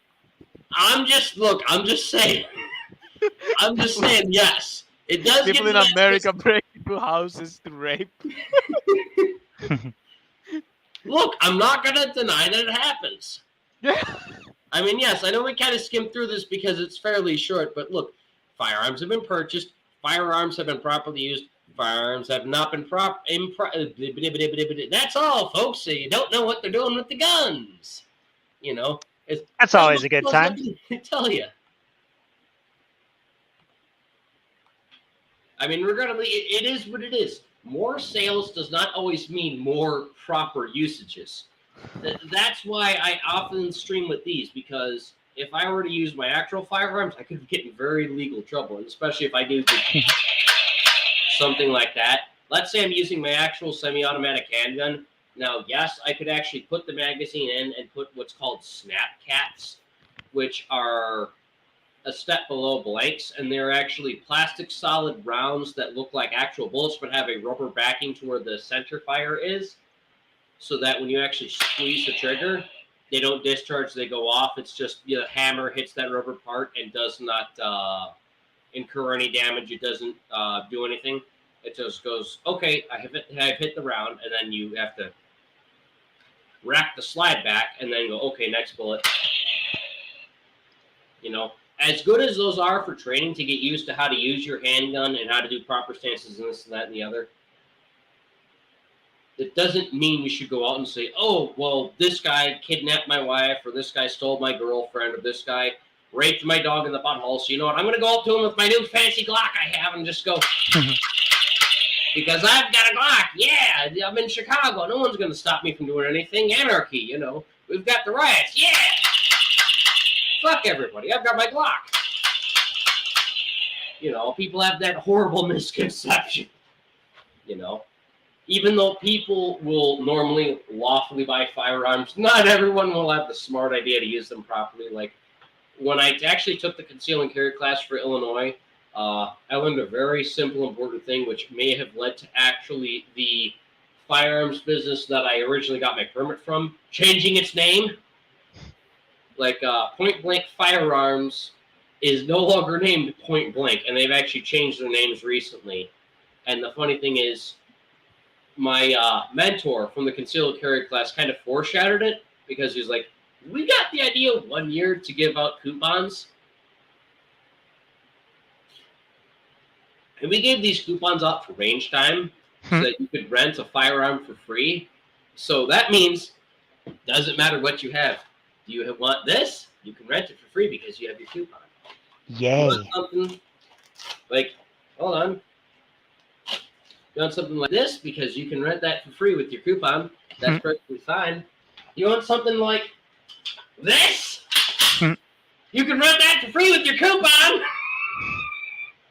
And they would give these to people who had no idea what the hell they were doing because it was a coupon. And they'd go into the range and they'd just sit there and go, how do you work this? I don't know. Oh, shit. Just because they were incredibly ignorant, but they had a coupon. And because they had a coupon, they could go in and they could just say, oh, I'd like to order an AK-47. I want to go take it on the range and go, you know, just to do stuff and just bang, bang, bang, bang. You know, use them all the wrong ways you possibly could because it's a coupon. Who cares? Until you actually have to be the range master to go, no, no, no, and fucking no. That's not how you're supposed to do that and manage 10 people. You have 10 people with assault rifles, as they call it, a short rifle. You know, you've got 10 people with these just lined up, not knowing how these things work. And one lady in particular is going around and she's waving this thing around like, whoa, whoa, hey, Mr. Range Master, my thing don't work, man. It ain't working no more. And she's just going around and just backing it back, clicking it in the corner while no rounds are going on. Go, woo, woo, yeah, see, it ain't no working no more. I don't know this shoot the target. It ain't working, man. Come on, man. Why is it not working? Boom, over at the, right above your head. You know, why the thing not working, man? You know, I do it with the bullets, man, with the bullets. Just because they're that uneducated. But they're there because they got a coupon. Lovely reasons not knowing a firearm, let alone not being in the industry for that. So, yeah. Sales don't always mean somebody who's using them responsibly. So things can go bad, things can go wrong. People can, as CNN said, go out and go and shoot up the schools because they want to. Regrettably, yes, that can happen. Oh, we can send the NKVD to take all your guns. It is what it is. The one thing that can define America is a coupon. All right.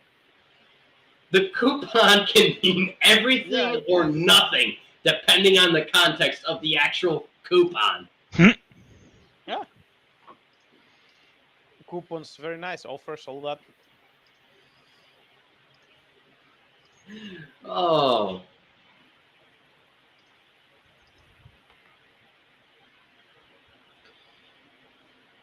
All right. Well, the next topic I wanted to get into will hopefully be a little bit shorter. because the next one was Where longer. the fuck is Scooby? I think he passed out. He has a habit of doing I'm here. it. Oh, Scooby? Yeah, Scoop must have passed out or something. That's too bad. It's been almost 3 hours since he talked last. More than that. Wait, let me check. Yeah, it was 3.5 hours. Wow. His wife must have dragged him off to bed. That happens a lot. Okay. Mm-hmm.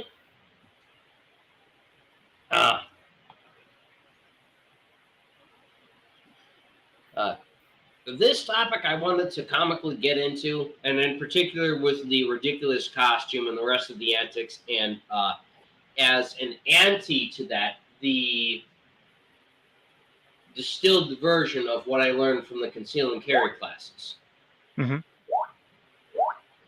Because a lot of people are worried about the shortages that we have going on in the U.S. and the rest of the world, because everyone can actually fucking find Ukraine on a map, which is why I'm not going to give you shit, Hellas, for having the Ukrainian flag behind you. Because the thing that's bothered me forever is under President Obama, there was a distinct censorship, I would conspiratorially argue, as far as the whole Ukrainian civil war and all the stuff with the blah, blah, blah, and what have you. And then finally, now that it's convenient, like, oh, yes, by the way, Russia's the bad guy, and they're assaulting our friends, so we should help them. And then suddenly now everyone knows where it is on the map and gives a shit about that, and it's like, really? I can't find Ukraine on a map. Yes, you can find I can find most countries on a map. Yes, you can, which is why I like and by most I mean like 90% at least. Well, congratulations, Comrade Hellas. I need to give you a red star or some shit because you're better than most Americans. They can't find any other. I already know I'm better than most Americans because if you turn the map upside down, showing Asia on the left side and the Americas, Eurasia on the left side and the Americans on the right side, they cannot spot America, apparently. You know, who was that comedian who had a show? There was some comedian who had a show, and every time he was asking Americans to point stuff on a map. Really funny stuff. Don't know what comedian was talking You know, about. these night shows, you know, this... the night late night shows? Late night, yeah, some kind of like that, yeah. And basically he would send reporters on the street once a while, and he would just pass pedestrians to point on the map. It's really funny. And once he just inverted the map and they couldn't point at the US, it was very, very funny. Oh my god. And another one, like he's like name a country that starts with U. Name a country that starts with U. United Arab Emirates, United States of America. United States. It's so easy. Scotland. Yeah, it's so easy. They didn't get it because they think they don't know they don't remember the name United States. They just say America. Yeah, America here. Dice did very much the same thing in California, and he in particular would target all the skater retards. And I love the shit out of it because there's two things I really don't like more often than not is the skater surfers and the hippies. And Mark Dice would go after both of them and go, could you mention this on the map? Could you find this on the map? Yep. And 2 out of 3 times that he would do this, there would be some foreigners visiting California that would have the proper answer. Like he wound up running into some Spaniards or Italians that actually knew why Washington State was named Washington. Out of George Washington? Yes, exactly. Seattle is the capital? Yeah, Seattle is supposed to be different from D.C., Washington, D.C., and Washington State. Yeah, it's... My God, I'm dying here, but yeah, it's regrettably a thing. You know, Washington is a very nice state. The west side of Washington is nice. The east side of Washington, I don't know. I don't know too much about the east side. From what I know about central and the west area, is it's very rural. It's something like West Virginia, so people like going there, and that's really about all I know. Other than that, nothing. I know nothing. No, I think there was this area is called Cascadia. Never heard of it. Cascadia is basically the area that is Washington, Oregon, and Vancouver on Canada. All that area is called Cascadia, and they have their own autonomy/independence movement, like the Texans do. Interesting. Yeah, both of these areas are big on football. Football, not the American version. And also, I heard that they also have a statue of Lenin in Seattle, I think. Yeah, they do have a statue. They have 2 statues And of Lenin in Seattle. on the east side, on the east side of Washington, that you go towards the Midwest, there are a lot of Nazis there. Like I'm talking about like real Nazis. Oh, basically, from what I understand, is they are. And if I'm not incorrect, to finish this up, this area was very big on eugenics and like the genetical aspect of Nazism, from what I've heard, in the 1920s. That is possible because I know that was a very strong push with the Democrat Party, especially with the rise of George Lincoln Rockwell. Mm-hmm. And one of the other neighborhoods I used to live in, Marionette Park, they actually do have the building vacant from where George Lincoln Rockwell operated the American National Socialist Party out of. You know who killed Rockwell? For a long time. But yeah, that was. You know who killed Rockwell? I know a little bit about him. I don't know too much, but I know the basics of Rockwell because. No. Who killed Rockwell? Do you know who killed Rockwell? I assume the government. I have no idea who killed him. A Greek communist. You know what? That fucking fits. Some Greek sodomite comes into my neighborhood and kills George Lincoln Rockwell just because. Oh, you don't want me to sodomize, so you know what? You're gone, George. Lincoln Rockwell was a Nazi. Yes, he was a Nazi. He was he was killed by a Greek communist, actually. Let me find it. Yeah, he was anti-communist and he was anti-hippie, from what I remember at the time.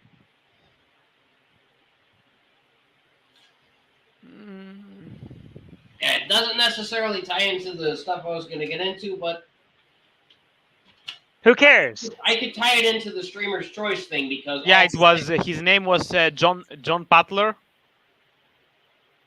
That's where Butler comes from. Okay.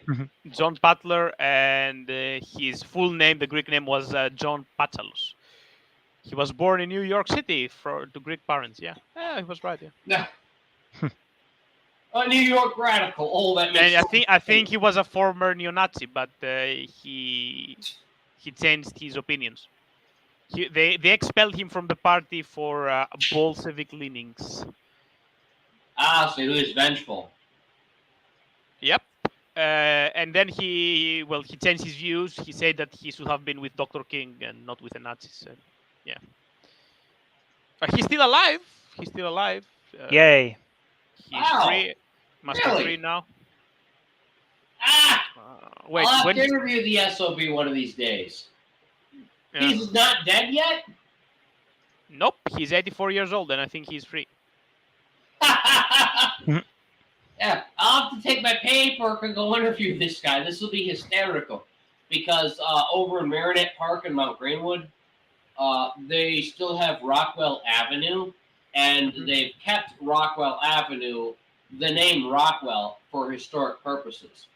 A lot of people have protested about it and have wanted it to be removed, but the only real way I can tell it from just a regular Chicago Southsider bias is these child molesting degenerate Democrats are going to leave it as it is. You know, they want to have their stepping stones very well placed. You know, they like their eugenics. They like their. Here's the thing: these guys like their radicalisms that they can contort and misuse and make manifest of whatever it is they want to do. Whether it's fascism, anarchism, socialism, libertarianism, anything they can get their hands on, you best well that they're going to retain the name of whatever it is because they can point to it and go, this street is named after me trying to rape your child, or this street is named after me trying to kill your child, or this street is named after me trying to indoctrinate your child. This is just how it is.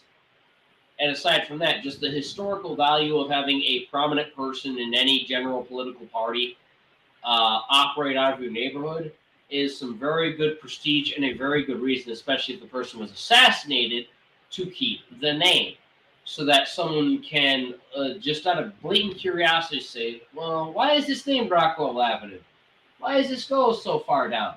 And then they can go to the library, they can go to Google, or they can go to the elder person, and they can look up why Rockwell Avenue was named Rockwell Avenue.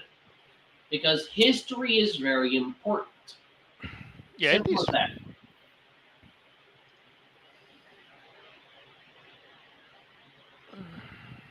Politics are very simple in America, honestly. Yeah.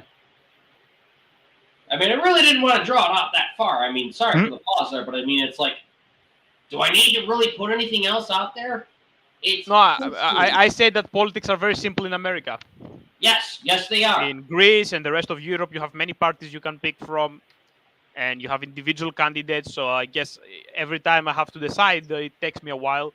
And honestly, okay, I'm left leaning, so I know what I will vote most likely. But I like to learn more about candidates, especially on local level. I vote without political affiliation for That's municipalities, regions. You know what I mean, right? Yeah. Yeah. I wanted to, in some. But in America, it's so much easy to vote. Yeah.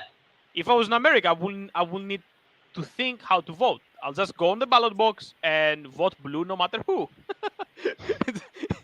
So simple. Yeah, literally in the United States of America, yeah, just like the election stream we had, if you wanted to, you could not select any of the candidates and you could write your own in and say, I would like to vote for this person. And so long as it is verified as an authentic vote, that would be one vote dedicated to whoever it is that you wanted to write your vote in for. Write-ins, yeah, you can do that. Yeah, that's the whole idea of it. And because of that, that's why it's, I mean, it's a little bit off topic, but it's an important thing to know about the history, which leads us to things like this, because we've had world wars and we've had famines, we've had ups, we've had downs. These have been very one after the other. And yes, you could say the First World War, which led to the Second World War, which led to the Cold World War, you know, if you want to consider it World War, whatever. Just whatever. Follow me on it. I know I'm several beers in here. These I will never buy again just because they taste like flavored water. Yeah. I'm sure he's just enjoying the conversation in general. Cold World War, because why the hell not? I don't even think that Cold War exists, basically. We made it up. Like, it wasn't a war. It wasn't a war. It was basically like now. And right now, what do you have? You have, again, great powers fighting proxy wars in Afghanistan, in Ukraine, Syria, whatever, you know. It's not different than now, basically. Nothing changed. So I don't know why we named that period the Cold War. We call it a Cold War because we were trying, from what I understand, we were trying to. This is why I really wish Scoop was here, because he actually lived during this time period, so he could give it better than me. Because I have a very simple, ignorant view of it, which was basically Second World War ended, we killed the Nazis. So then after that, it was we need to kill the communists. So we can't directly fight the communists because we're fatigued from fighting the Nazis.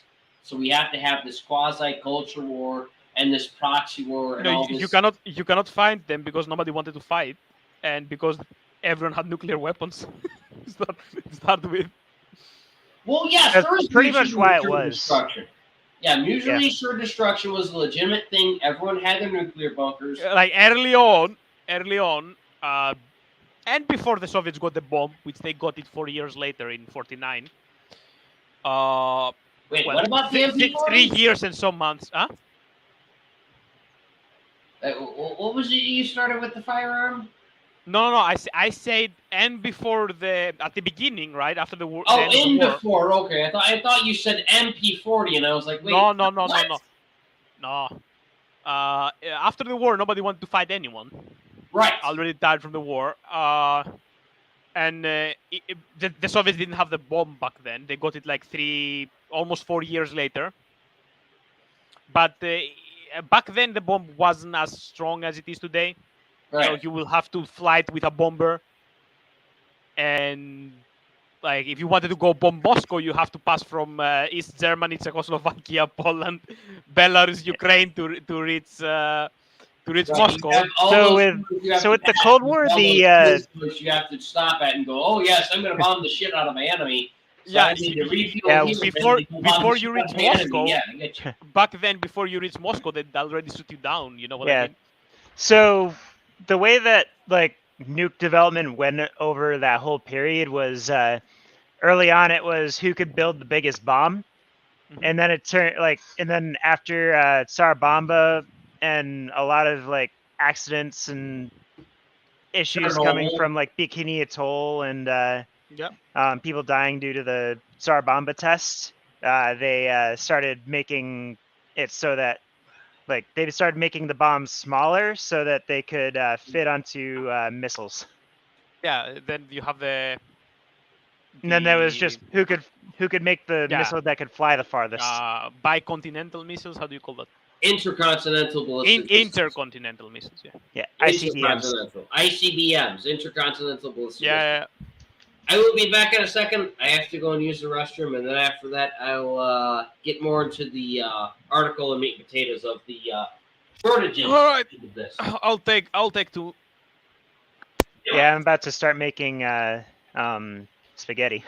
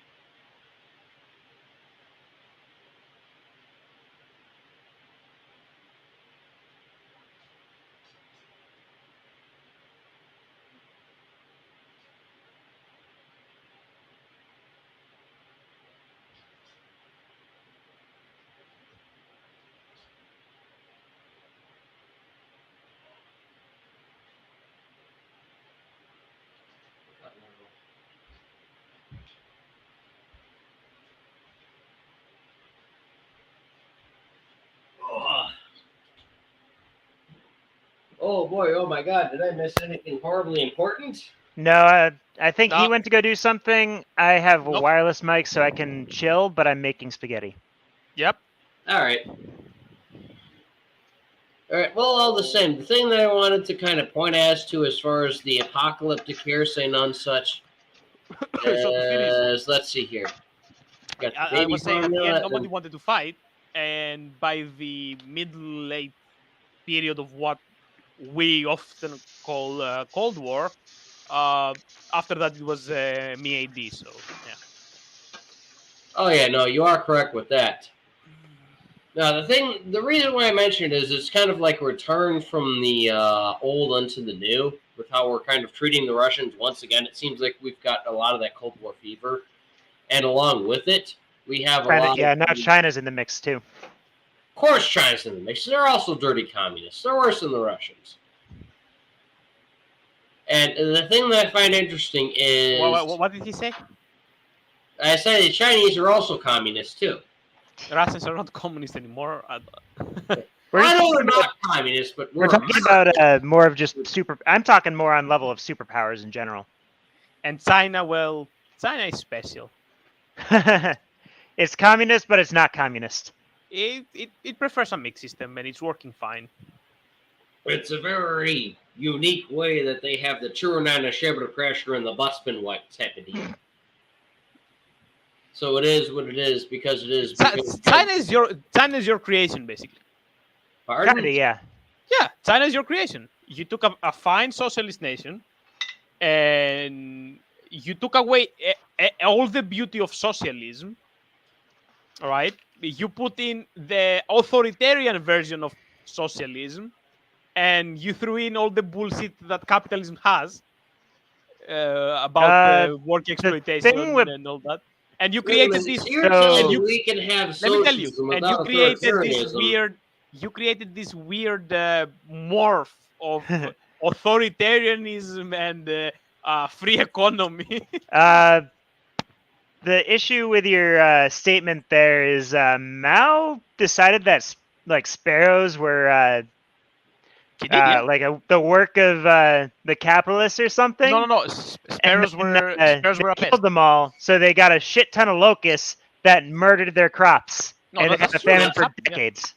It did, yeah. No, not decades, but they had that fucked up their how do you Yeah, say, they crops. ate the sparrows, and they ate all the sparrows, which in turn left all the locusts to populate, which led them to an unprecedented famine. Which also The problem led to- was that the sparrows were also causing damage, but because they wanted to basically get rid of the sparrows, they became overzealous, and by destroying all the sparrows, literally, it created an overpopulation for the locusts, which were also an issue. You know what I mean? Well, Hellas, you remember when I was telling you the difference between stances and making sure when you shoot a target you actually hit it? Because you're liable if you hit something else? Yeah. That's kind of that problem there. Oh, the sparrows are causing problems. I need to make sure I get rid of the sparrows. Oh shit, I hit the sparrows and the bullet went through and I hit some other problem. Ah, fuck me. Yeah, it created another problem in the 70s. Yeah. Yeah, you're gonna 70s, take care of one 60s, monster, but you're not gonna have the other, and it's gonna be dead bodies. Don't remember when quite was that. Yeah, that's a comical fear porn of this because this will go right into the next topic. But the main reason why I'm putting this one out is because we've had an avian flu that a lot of people have been terrified of in America. And the reason why I'm putting this out is because it's The Guardian and they were an external source. I didn't really want an internal source. And The Guardian, despite their leanings, is pretty reliable. And The Guardian is a good website. Thank you. All right. Well, that's good to know. Guardian is a good website. Now, the whole thing is essentially they have gotten rid of these chickens because they have been horribly terrified of what if this avian flu hits the other chickens. You know, Okay, just like... let me give you that. Sure. This is I'll put Do you want me to give you the stage? No, I don't. No, I'll just send you a link. It might be useful in the future. It's called it's called media bias. So every time you want to check something you don't know, for example, okay, The Guardian, right? Yeah. The Guardian. It tells you if it's biased or not.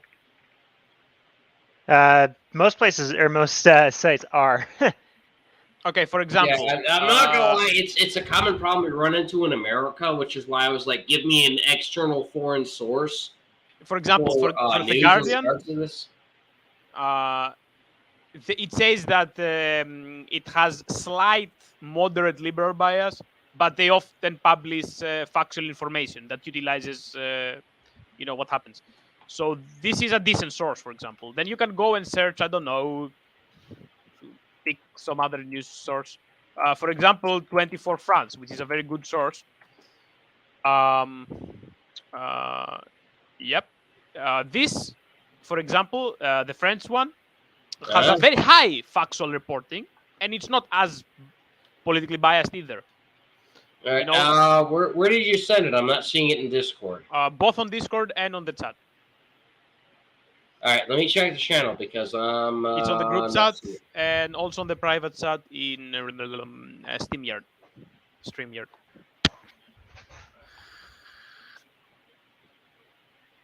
I sent this to you because I don't know, you might want to use it in the future. So give me some godforsaken ad nonsense. Okay. All right. Before I finish my beer, let me humor this real quick here. Share that. Not that one. There we go. Hellas, right. if you want my Discord info, I can private or put it in the private chat if you'd like. Yeah, you can do that. Yeah, no problem.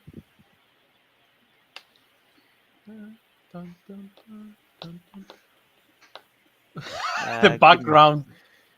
Damn it.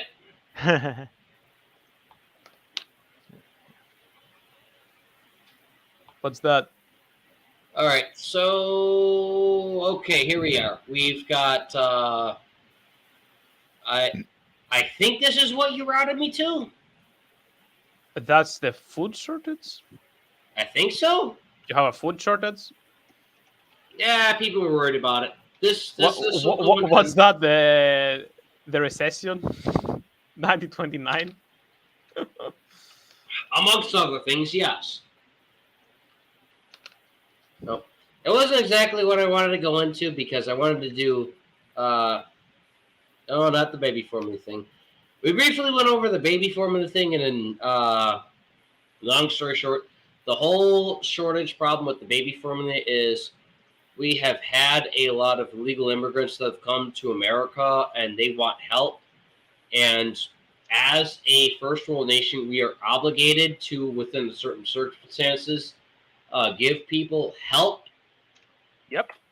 But despite that, if they're going to take advantage of the welfare system, like how this guy's saying here, as the father of a newborn, I'm struck by grave agonists, callous inhumanity. Castro. I assume just because I'm an a-hole, I assume he meant Fidel Castro wrote in a tweet, Governor, the government provides a baby formula because these babies are being held in government custody and unable to shop at Heb or Verat for familia. All you do is divide the people to fear. You know, maybe that's what Fidel Castro says. Oh, wait, that's right. Fidel Castro is dead. It's Raul who's speaking on behalf of the Cuban government. No, that's Joaquin Castro. I thought Raul Castro stepped down. Oh, he did. I could have sworn he stepped down. He did step down. The guy who you're quoting is Representative Joaquin Castro. Okay, so I'm quoting. Did you actually think that was Fidel or something, or was that a joke? That was a joke.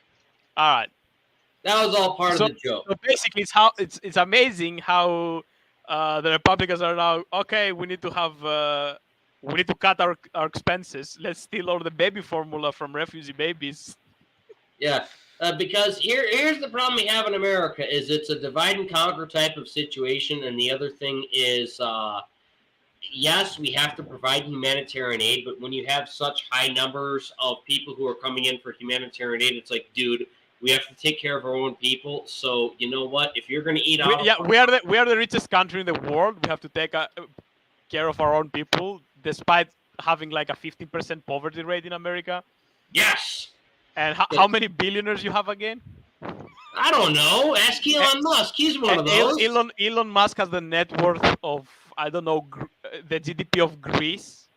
I think it was like, I know it's in the triple digits of billions. 200 billions. That's like the GDP of a small country like Greece.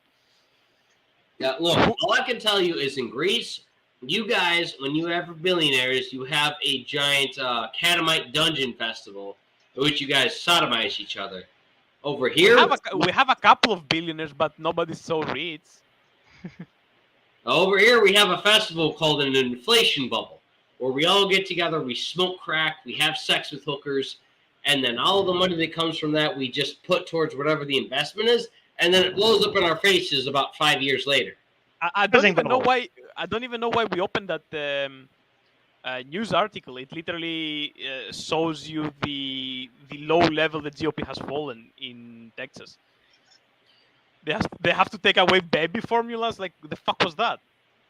Now, from what I understand with the baby formula situation is taxpayers' money was put towards the baby formula, and a lot of taxpayers did not consent to their money being given to illegal immigrants, especially since many of them you are don't going have to without food consent to as that. is. You pay your taxes to the government. And the government decides how to redistribute that money. Well, that's the thing with Texas is Texas, unlike most of the states in the union, is incredibly independent, and they are structured differently. So they have an opt-out or whatever. Yeah, well, Texas versus Illinois is Illinois. We are a very cuck state. We will absolutely take it in the ass for anything and everything, so long as it's democratic and socialistic. Even if it's something like, I don't know, cannibalism, we'll absolutely take the bill for that. Whereas Texas, they're the exact opposite. They are absolutely independent. If you're taking anything from their tax dollars that are towards anything independent, they will throw you over the proverbial Trump wall to your death. So that's what the general problem is. Just say Texans are self-serving assholes. That's it. Of course, they're self-serving assholes. This is their tax money. This is their money. I don't understand.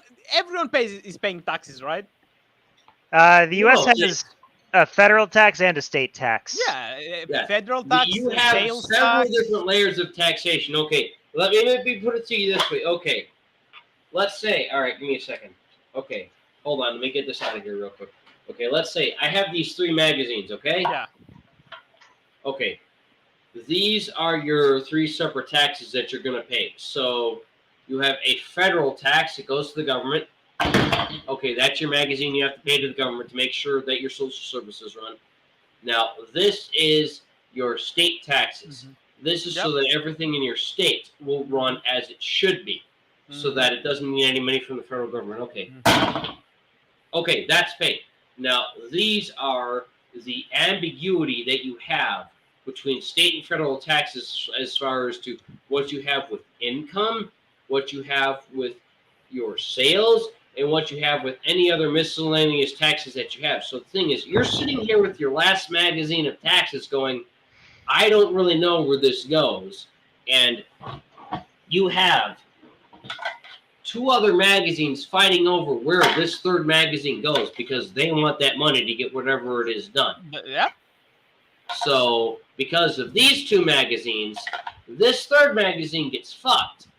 And that means anybody who genuinely needs it on a state level, outside of the state level magazine, they're gonna have to file a lawsuit, bud. That's all it. That's all it is. The thing is that, of course, in every country you pay different taxes. You have like to run the city, to run the region, to run the state. Yeah. But sales taxes and all that, they go to the government, to the central government. That's it. Regrettably, our federal government has oversight through most of our taxes. So let's say, just give it to the government and get over it. You know. If you're only one could, that's the problem with this. Is the idea is okay? This is the taxes that the Texans pay, and the problem is this many taxes get paid towards federal projects. That's one whole magazine more than the Texans actually pay. So because of this, the Texans are saying, well, we want our extra magazine back because we need to take care of our own people because Texas is a port country. So Texas, all the people that want to get in... Port? Yeah, they have several ports. When you're coming into the United States, we have several port states that have different docks of entry that you can come into and provide your paperwork to somebody and say, I would like to visit the United States of America because reason. Yeah. And because you give reason, they may or may not let you in. And that's what all of these pay for. And I could know more about that. I live in a Schengen free zone area. Freedom of movement. Well, that's good for you, motherfucker. Yeah, I can walk from the south of Greece, going up in Europe, go to Denmark, then take a boat up to Norway, and end up on the Arctic Circle and come back. Well, that's good for you because we don't have that in the United States of America. We have freedom of only- movement within states, but not other countries. Yes. We have free movement within states, but that's within certain limitations. Maybe you can do that. And with for the Canada, most that'd be part, cool. states are like the size or even sometimes bigger than other countries. Yeah, sure. Yeah, that is correct. Why don't you do that with Canada or Mexico? That'd be cool. Oh, We could do it with, like, tourism-wise, yes, but like actually, like, Yeah, freedom of residentially movement, complete freedom moving, of movement. no. Yeah, why not? Why not? Now, were I to live in Mexico as a resident, I would need one of these every day of my life because Okay, don't do it with Mexico, but you can do it with Canada. That'd be cool, right? even the Canadians don't really have any more firearm rights. They don't. Not really. That's a sad thing. Well, Is you Trudeau don't have has, to take it. You're not going to take your rifle whether you go with a visa or whether you go freely. You know what I mean? And also, No. I will I add know this that. as well. Yeah. The Canadian border is, like, the U.S.-Canadian border is stronger enforced by the Canadians than we do the Mexican or the I Canadian know. border. I know. That's correct. It's the largest probably border in the world, right? The Canadian American border. I mean, it's the largest in the world. I have no idea on that one, Yeah, to it be is. honest. It's the largest. Probably in the world. is. I'm going to assume out of ignorance you may be right.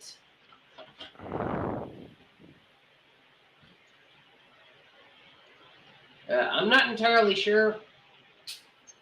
The whole comical, not just the international travel between nations, because that is an important thing, and also how one assesses their taxes, because yes, there are humanitarian things the United States has to do, but yes, there are also things that the United States has to do for its citizens. So that's a very hard balance to keep. So yeah, a lot of people are upset about Governor Abbott deciding, you know what, hey, you have that baby formula? Well, our taxes already paid for it. We already have a national shortage because we have recalls. And Because- so it's going to the illegal immigrants. Comically enough, yes. Which is why Governor Abbott was just like, okay, I'm going to confiscate this. Because the thing with, if you're going to put money towards any type of plan like that, to where you're helping illegal immigrants or regular immigrants or anything national, that requires complete state cooperation. So that means that, ergo, Texas does indeed, as an extension, have a legal potential lawsuit towards other states or the federal government as a whole to say, hey, I did not vote for my federal tax dollars to go towards illegal immigration. So ergo, if they can prove in a court of law that, yes, my dollars are going to this, my dollars are going to that, or you were violating my state sovereignty with this or that in regards to these illegal people, they could kick some ass and kick in some teeth and throw some illegals over the other end of the proverbial Trump wall. Let the illegals die. Yeah. I say so because I cannot pay tax dollars on that. Oh, as dark as it is, I'm gonna comically explain. You go do, come to Texas. You know what? We got some states' rights that says you can go fuck yourself and die. You know what? You ain't part of this here federal government, the lower 48 states and the other two in the United States, the people's, god dang it, we are a republic. You know what? We are the United States of America. It means you can fuck off and you can get yourselves on out of here. Go get it. You know what? Don't want me goddamn thing. You gonna get. Yeah. Also, there is other dangers. There's also other dangers with illegal immigration that we haven't covered yet, and that's things like there is child trafficking, there is just abandonment across the border. Like illegals will be like walking across the desert; they basically die out there. So like, honestly, it's just a dangerous journey to make, and it's a lot safer for them to remain in Mexico or in other Not if it's other not safe there. countries that should allow them. Not if it's not safe there. You know what I mean? Oh, I'm glad you brought that up because that is a more often than not safer thing because you are correct. You don't only Because they're have typically going through a narcotics- city to get here, and Well, I mean, shit, Mexico City isn't like freaking Chicago. We're at least going to look after each other. Are you kidding me? I don't know. You say you wouldn't feel comfortable living in Mexico. Like how many No, the minutes problem ago? is, I will comically entertain this idea as a metaphorical warlord. Let's say, just for comical circumstances, I am a citizen who has the finances to do this within Mexico, and I'm going to say, you know what? I'm going to make myself an autonomous region because I'm going to be something like this, and something like this, and something like this. Just because, you know what? I'm in Mexico. I have the money. I have the arms. I have the ability to do it. So I'm going to do what the anarchists did in the 90s and make myself an autonomous region by force. And just make it so. And then it is because you got the money, you have the firearms, you have the personnel, and you have bribed the government, which means you have made an autonomous region within Mexico. Small as it is, you have made it so because you were able to make the ends, you were able to bribe the right people, and that's just simply how it is. Despite how corrupt a dictator you may be, unless you really wring the chains of the international order with war crimes and crimes against humanity, Is my mic fine? yeah. you're good. As far as I can tell, I'm away from my Yeah, it's computer fine. at the moment. Yeah. If you want to interject, go right ahead. Because I'm making a comical argument for the anarchists of the southern end of Mexico. The Zapatistas. Yeah.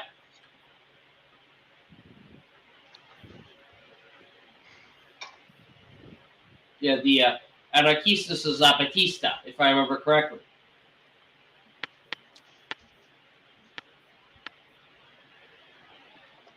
Because that's the thing with third world countries. If you don't have a strong and stable government, you're going to invite chaos. You're going to invite anarchy.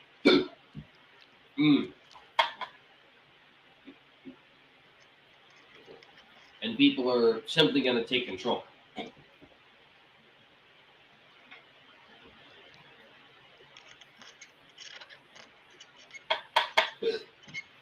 Yeah, doggone hiccups.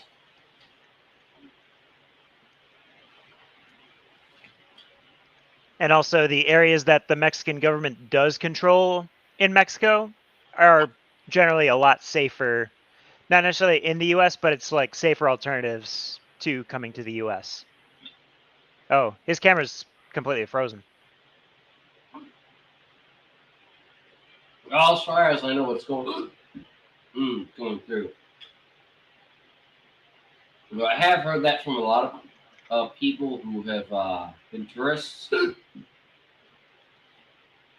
They have said that if you're going to go to Mexico, it's good to have these backups so that nothing bad happens to you. Mm-hmm. So they'll literally go out drinking for an entire weekend and pay a couple $100 to some random security force and hope that this security force doesn't surrender them to some nameless cartel for whatever reason. For whatever reason.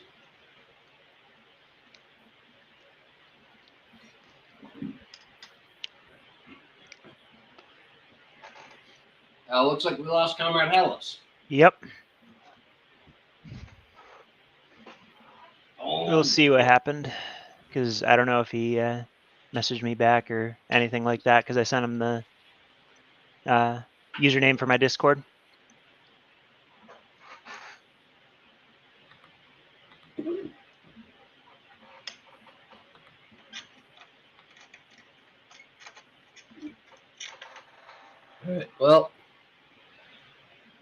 all right. Well, while he's not in here,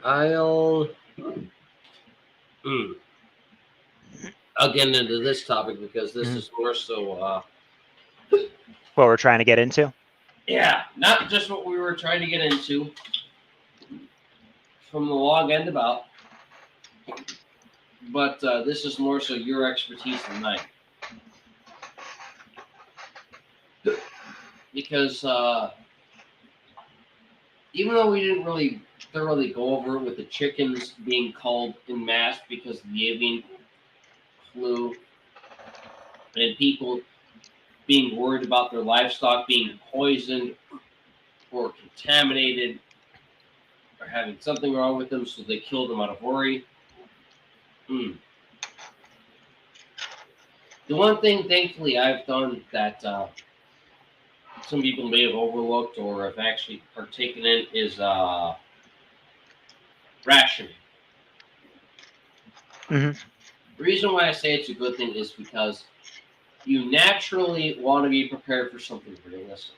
I'm not saying something insane like a bunch of Cthulhu monsters will leap out of the interdimensional rift between our world and Lovecraft's world. Yeah, our world and theirs. I'm mentioning something realistic. Realistically, you're not going to need one of these. You're not going to need one of these. And you're not going to need one of these to fight some type of nonsensical human problem. You might have some guy rummaging through your trash. You might have some guy that's trying to break into your car. You might have some guy that's watching you as you leave the grocery store and get to your vehicle or get to your house. And he decides for whatever reason he wants to take your goods. Not only do you want to be able to defend yourself, but the idea is, if God forbid you're stockpiling stuff, you want to get something that doesn't suck. That's the main thing. And that's particularly why I wanted you on this, because the one comical and common misconception that I run into with people is they get the idea that they get your regular beef taco MRE here. They get a bunch of these, and they are perfectly fine to live in the apocalypse. You know, they're just okay. Hey, yo, I got like 100 pounds of MREs. Yeah, I'm perfectly freaking fine. They think whatever reason that's just gonna work. It's a common misconception. You're a misconception. Yeah, because like I never made it into the military because I got asthma, so the Marines wouldn't take me. But I learned from those who didn't have asthma that were in the Marines. And they're like, you don't want to survive off MREs, buddy. So, in particular sense, even though you haven't had the combat experience, you've had the military experience, so you know a thing or two about the rations. So, by all means, educate people.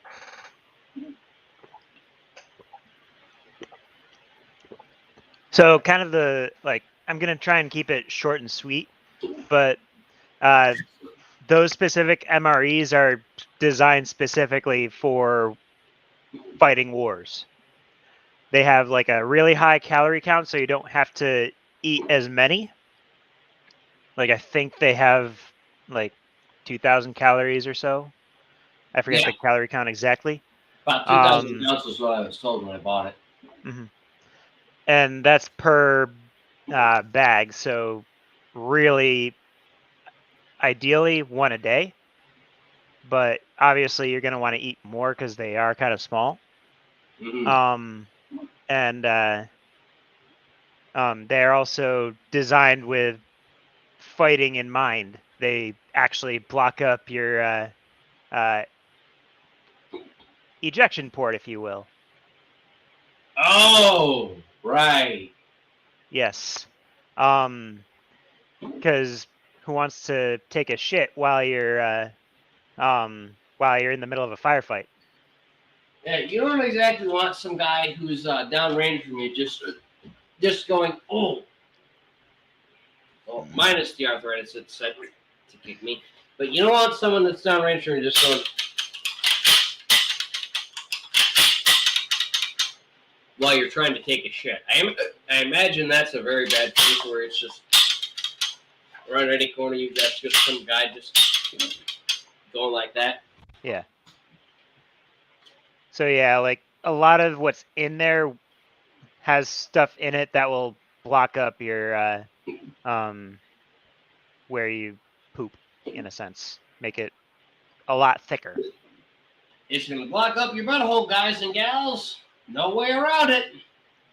I don't know for like other MREs, but generally, like freeze dried and stuff like that will be at least better as like an emergency food. So like a backup for a couple of days, where like if you absolutely don't have anything, like while you're in your car or like you're trying to stretch things but don't want to get into your like other stuff.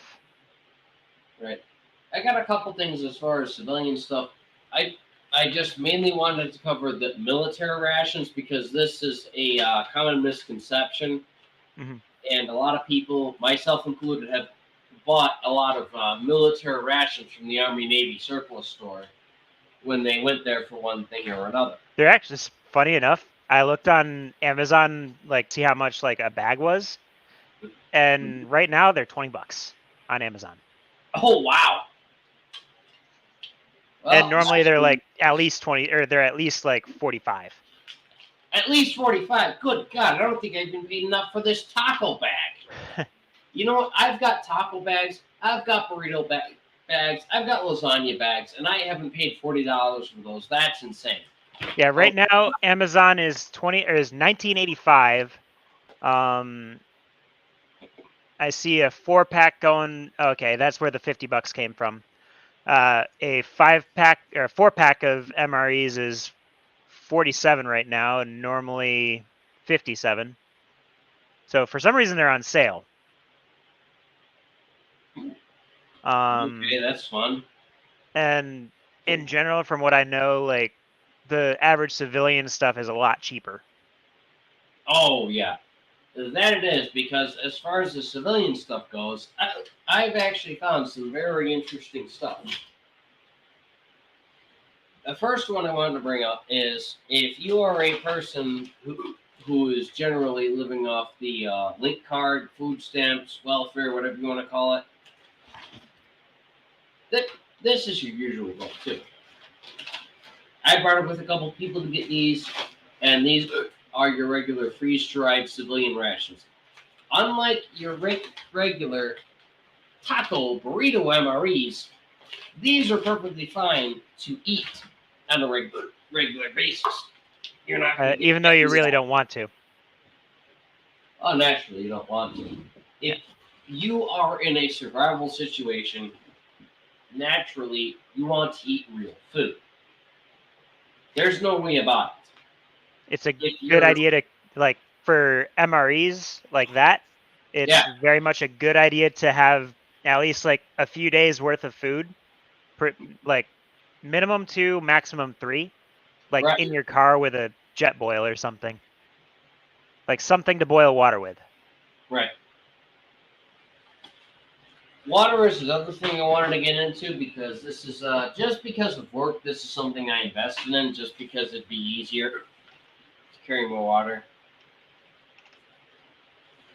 I got one of these camel packs. Realistically, if you're in one of those survival circumstances, it's not a common thing to be running around just lugging out those giant gasoline canisters that are filled with water instead of gas, because, well, you need water instead of gas to cook your stuff. So it's easier to lug around something small like this that goes under your backpack that you just strap your extra stuff onto, just because it's whatever you need. It's very simplistic. It's whatever you need. It's whatever's going to fit your situation, so you go with it. Because the thing is, when I was in Anonymous, a lot of the people there were all worried about what do we do about the people on food stamps. what do we tell the people on the welfare? And, we don't want them to die and blah, blah, blah. And I may not be as much of a bleeding heart liberal as a lot of those guys from Anonymous that were in that whatever sector organization it was. But the one thing I can tell you is, if you are an individual who is regrettably on the food stamps, this is the stuff you're going to be covered for with your government money. This is stuff that you can get and set off on the side in the off case you're in one of those terrible situations to where you've got to rely on your Instacook bonfires and that.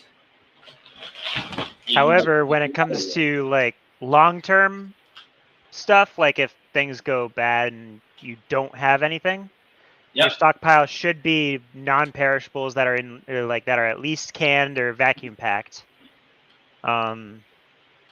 Generally, you want to save your actual MREs for when things are really bad, or like you're in a situation where where your stash isn't available, or it goes bad for some reason.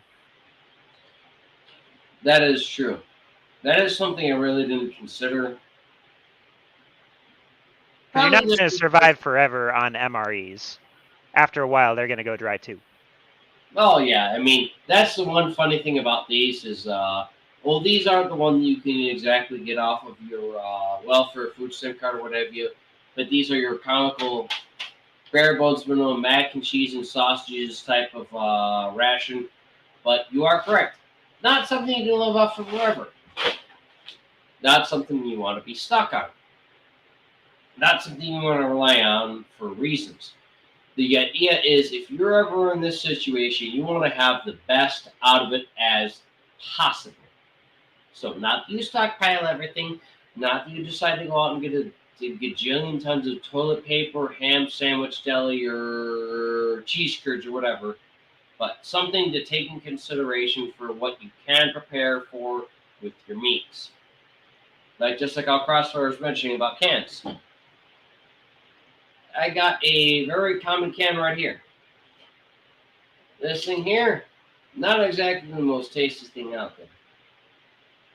This is your regular ham that's salted that you're going to run into. It's like Crocus, but worse. But doesn't expire for a good chunk of time.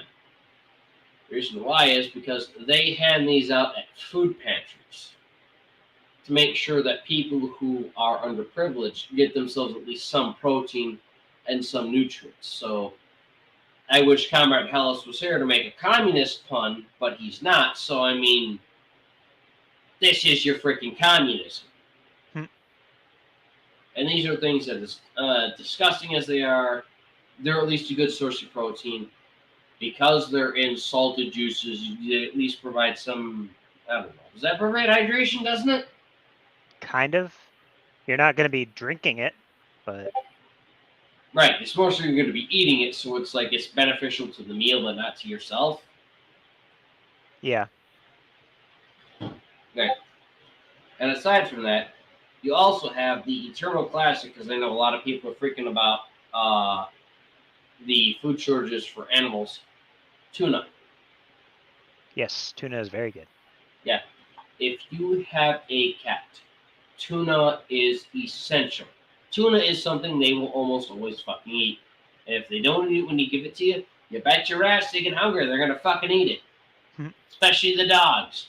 I have fed tuna to dogs. I actually have not fed my cat tuna yet. You haven't fed your cat tuna? Nope. Oh, God. I gave her, cooked beef and chicken for a while because I was actually, jobless and couldn't get welfare. So, I had to basically share food with the cat and had to make sure that, it was eating things that it could eat. Sharing chicken is a good thing because that's one thing that the cats will indeed eat. Yep. And that is, comically enough, one thing I like about things like this is if you're in a circumstance like that where for whatever reason you're underprivileged, you are being ass raped by the government, and you just don't have any money coming in, you'll be covered for these. For whatever reason, the welfare system likes these. These are essentially the same thing, but they're made by an American company. I don't know what the difference is. I bartered for it out of circumstance and curiosity, and they went, "Hey, buddy, I'll give you an extra $10 if you'll buy me about 2 of these." Hmm. And he did, and he went, "Why the fuck did I do that?" And it didn't go through. And I said, "You know what? Fuck it, keep $20." But when I did these, it went through just fine. These are the same thing. Why the government wants to make a discrimination, the hell if I know.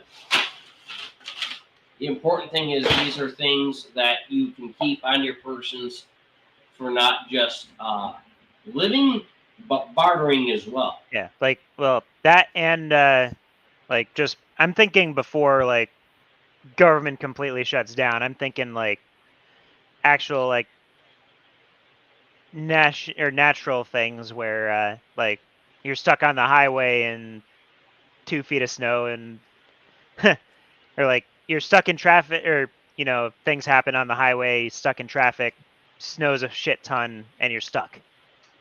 Well, that is a good thing to take into consideration, because that did happen last year, and a lot of people did die because they were. I probably should have pulled that up, but I didn't think about it. But a lot of people actually did freeze to death on the highway because there was no fuel, or it's just this was the circumstance that they were in Texas. Yeah. And they really didn't have anywhere to go. So they literally froze to death.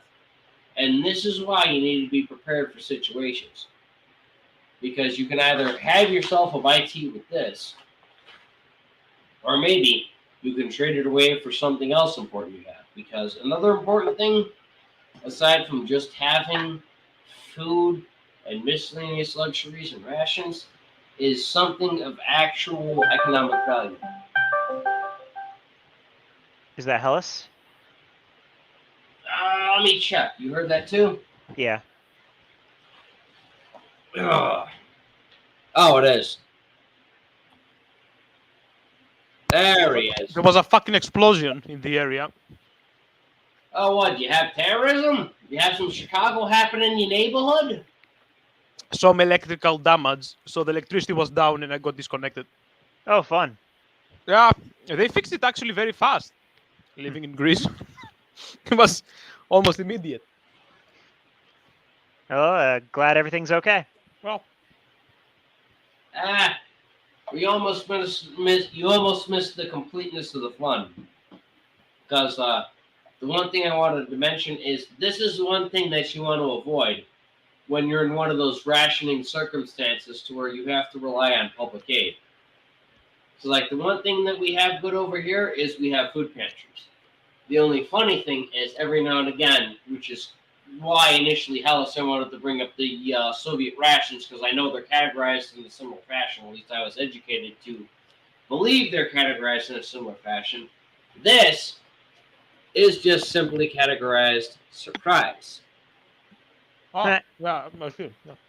So I have no idea what's in this, but I have been guaranteed that for the next few years, this is just as edible as this ration that I bartered for off of the welfare system, or this one I bought for with my own money, because for some reason this is different from this. So this is I had to pay for money.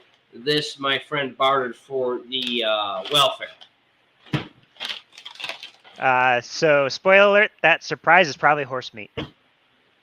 Yeah, it probably is something god awful and terrible.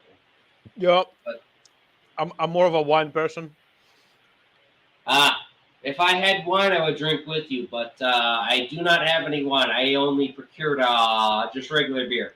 Yeah, I'm wishing I had some wine as well, but all I have right now is whiskey. This is Asti, Italian. Asti? Asti, yeah. Oh, that's good shit.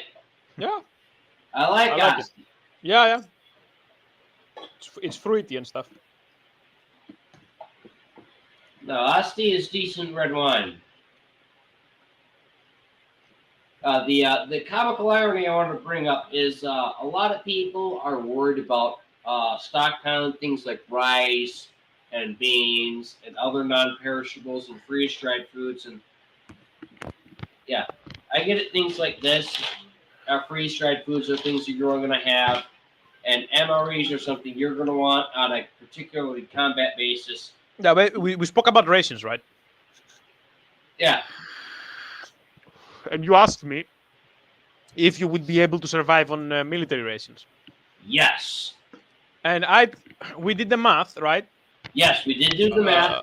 And I did the math, and we got like 3.3% for Greece. The military towards civilians are 3% in Greece with reserves. Okay. So I'm hoping that they have rations for the reserve troops as well, not only the active military. Otherwise, it drops to 1%.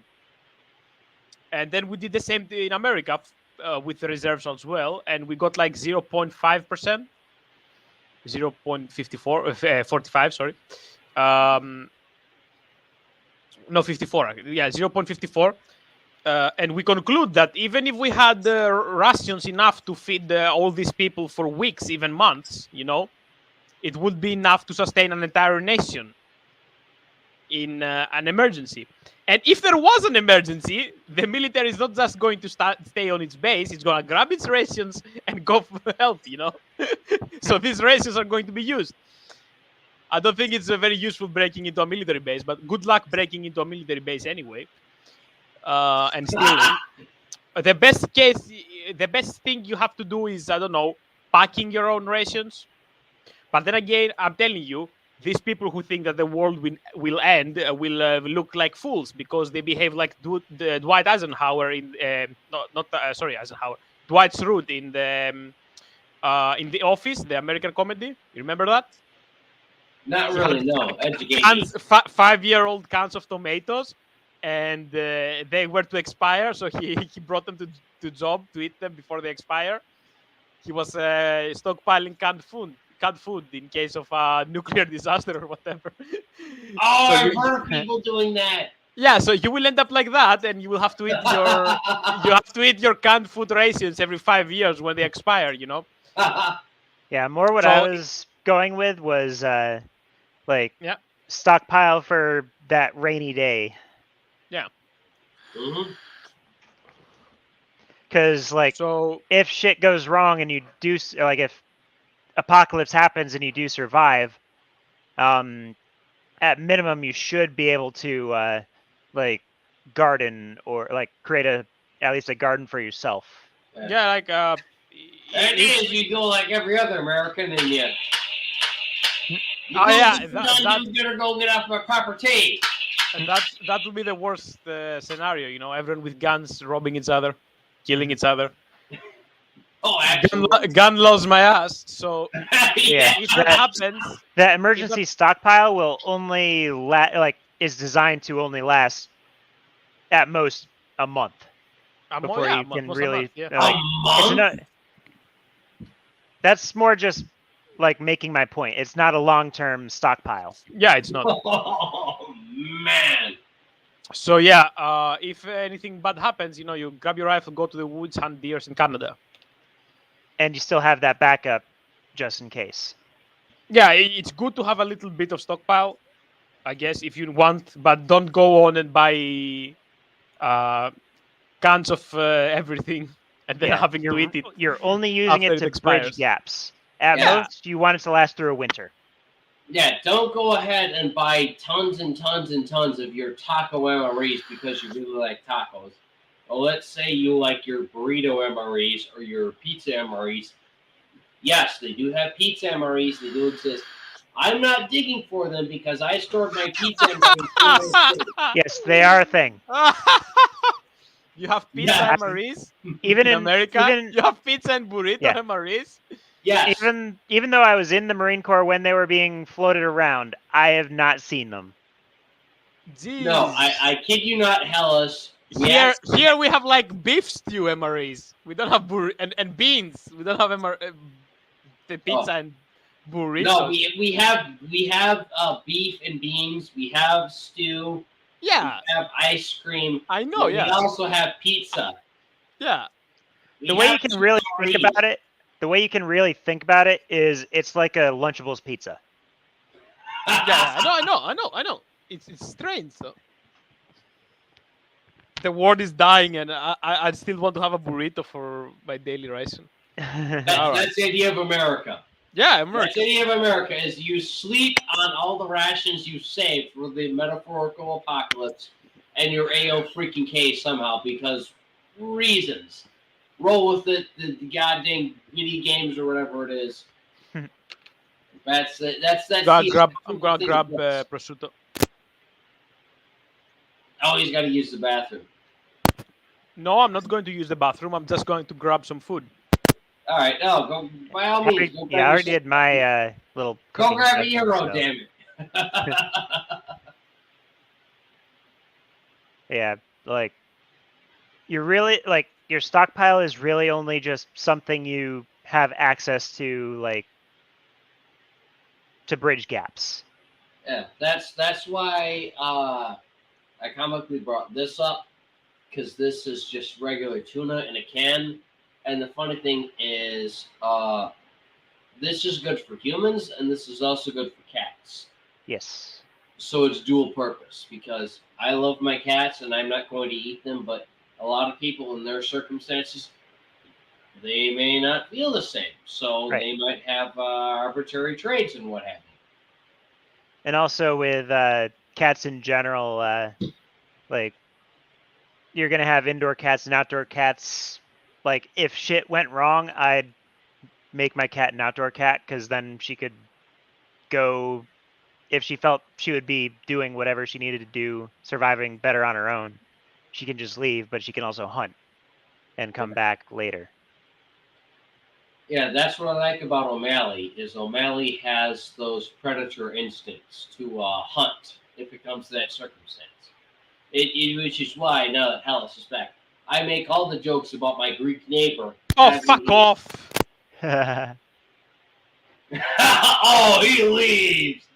Oh, you Hellenic bastard. Oh, damn it. What happened? No, I have the fun thing about my neighborhood is I have a handful of Hellenic neighbors, and Yeah. one of them in particular does not speak a lick of fucking English to save his fucking life for whatever godforsaken reason. But everyone else in Heglish, every other Greek in Heglish speaks perfect English. Okay, I'm back. I got prosciutto and padano, Italian cheese and prosciutto Awesome. with Italian wine. I was just getting into a tirade about my other Hellenic neighbors. Yep. And the whole comical thing I was building up is to, unlike most of my Hellenic neighbors, for whatever fucking reason, the ones I have on high block, Jorg over there speaks zero English. And I don't even know what the hell his name is. I don't know how to pronounce it. All I know is Ezekios. Asakios is Stereos? Something Os is his freaking name. You're not helping me. All Greek names end with nos. Yeah, I knew. I don't know What how am to pronounce Wait, it. is it Stereos? It's like Stelios? Asphyxios, Asapestios, Hedeprecios, something insane like that. One of my like a one of my- thing that sounds like you're strangling something or someone as you're trying to violate their asshole. one of my best friends in like growing up, his name was Constantinos, Yeah. and everyone just called him Costa. Yeah. And then we had another one named, or a friend, like his brother was Dimitri, but it was spelled Dimitrios. Yeah, Demetrius. That's right, yeah. The funny thing is, though, for whatever reason, just the block I'm on, they don't speak any English, so it's something Ops. So I've got a guy over there that has a small horde of chickens that my cat is constantly trying to eat. And I've got a guy over there who has whatever the godforsaken hell he has going on. It's got to be chickens or livers or something on my, because he's constantly bothering the other Greek guy over there. Is George or Strangulus? I don't know. Yeah. Good thing you met me. Huh? I can translate if you ever need. I'll have to bother you one day, and when I'm actually with them, yelling at them, asking what the hell you want, because that's the problem. Is Jorg over there? Because I have an apple tree in my yard, he wants to come over for apples, but he can't translate that into English, so he has to speak to his cousin Dano. Dano comes over to here and he says, I would like my cousin Jorg to have some of your apples. So we'll just say, all right, that's fine. And we'll give Dano a couple apples. But Jorg, for whatever fuck off reason, will take a couple more apples because he just doesn't know any goddamn English. Or he doesn't get the message from Dano. So it's like, I'm not going to hurt a man because he's ignorant of the English language. Yep. Well, I can translate if you want. I'll have to bother you one of these days. You're going to have many bottles of wine, I guarantee you. You're going to have many bottles of wine to understand what these Greeks are talking about, because it's every time I will be in their area for whatever it is they're going on. Yep. The kids going to school, them going about their business, them responding to the riots. I need 4 freaking people to translate what the hell it is that they're talking about or what the hell it is they're doing. I don't know why. That's just what it is. Like Jorg's whole thing was, I am going to be on my roof. Yes, I will be on my roof. Do not touch my chickens. I will be on my roof. You will not know why I'm on my roof until you are struck by the God Almighty. And then eventually, after about a few days later, we go, oh, Jorg was a sniper. Because we don't know any Greek. We just know the very watered-down version of whatever he's trying to tell people. So Jorg's trying to tell us, I will protect the neighborhood because I'm a sniper, but because he's Greek and the rest of us aren't, we don't know what the hell he's saying. He was a rooftop Greek. Yeah, he's a roof Greek. Yeah, he's a roof Greek, and I'm trying to get on the dollar store to be a roof kraut. And him and I are saying the same thing, doing the same thing, but we don't understand each other because we have different languages. I bounce between English and bastard German. He bounces between poor English and proper Greek. I do want to learn another language, but like it's super hard like outside of a really formal setting. Like I've tried Duolingo a few times, but it just doesn't feel like it really works for me. Like I don't feel like I need a formal class, but I feel like I need something to really kind of understand what's going on, you know? Just visit Little Italy or Chinatown. I don't have a Little Italy out here. I would argue if you want to have an idea of what's going on, just visit Chicago. Yeah, Chicago's good. Fair point. Deal with your shootings, deal with your carjackings, deal with everything of that nature, and you'll have a idea of what it is you need to worry about. I know it's a little bit comical late for the discussion, but I mean, come on. We have people that are worried about, we have so many people that are running around with these, they don't know how to use these. And you have so many people that are doing this or that or the other. We have a very strong cause and effect type of economy, and a lot of people, for rather negligence or ignorance or just they're struck in the power vacuum and they're just like, I don't know what I need to do, man. So they're a danger to other people, and these are things you need to be made aware of, because you can have somebody who's just let's just say a dumb masturbator, for lack of a better term. If you have someone who is a dumb masturbator, that is your regular person that for whatever reason they are certified to be armed, they have every legal right to, if your rights are harmed or their rights are harmed, they can respond as is within the law. So, just out of comical example, they're out of the Illinois law, they're just walking around being handicapped or whatever, and someone decides that they're going to rob them, they're going to do the nonsense. Naturally, these people, because they have the right to respond. So, a lot of people are going to have questions. But it is what it is. You have to look into defending yourself. You have to train on how to defend yourself.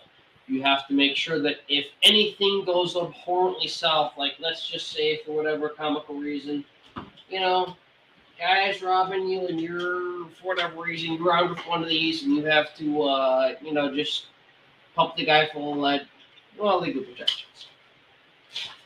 I'd prefer not to fill someone with lead. Naturally.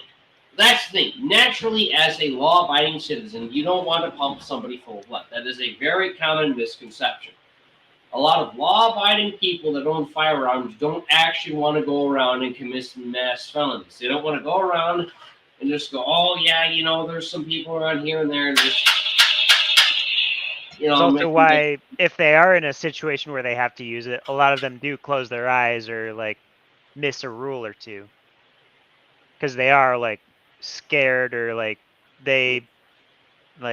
something is causing them to kind of have that, Yet your regular person in a law-abiding self-defense situation does not want to actually have to not only use their firearm, but let alone have to actually use it to kill somebody. Because that is the common fear.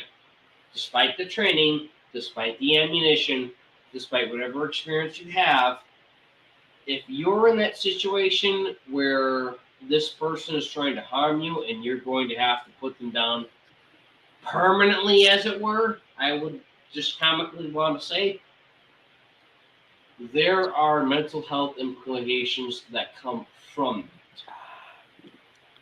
There's no easy way to go about it, and it's something naturally that you want to avoid.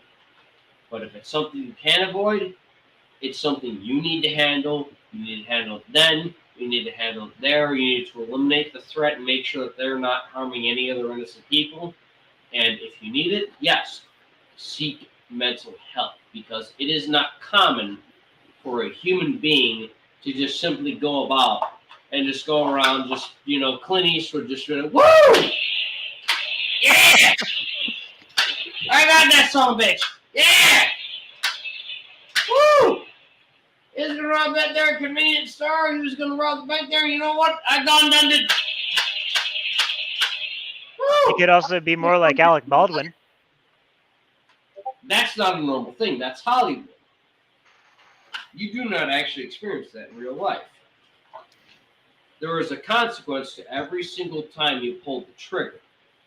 Mm-hmm. That is why a lot of people, more often than not, will not use a single action revolver, because it takes more training, more thought, and more actual procedure to properly use it before someone actually has to squeeze the trigger and say, I am okay with potentially ending someone's life. That's just how it is.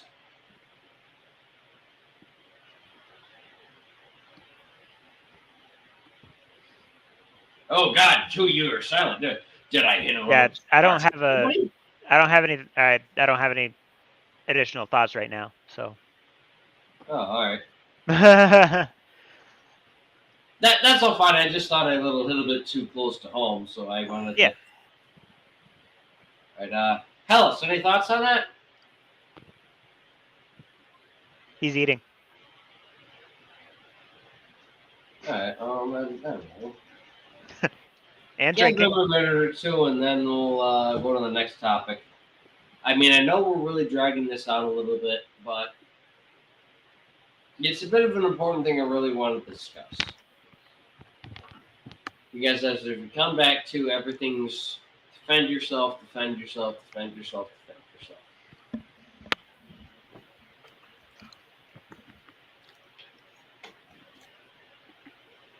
And that's quite something what it is. If you're wanting to protect yourself, you want to make sure that you're protected, not just physically, as in you don't have any bullets in you, but aside from that, you want to make sure you're legally protected to have done what you have done.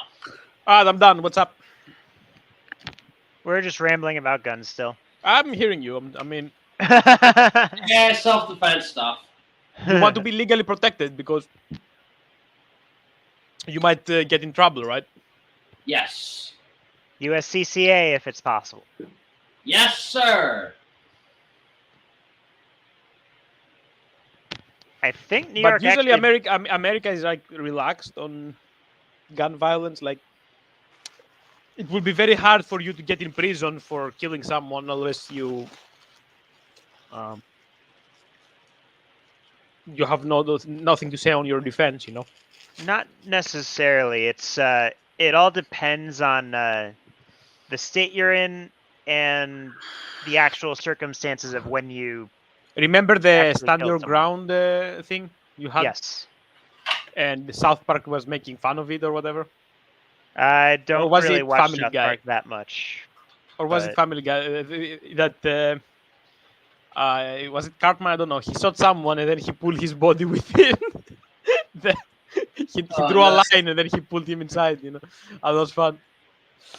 The so one quote I would like to bring up, because this He is was making actually fun of true. some. He was making fun of some racist who shot a black person, and then he said that. it was probably the Trayvon Martin case. Yeah, the Trayvon Martin case. He was saying that he was in my personal space or whatever. And he got acquitted.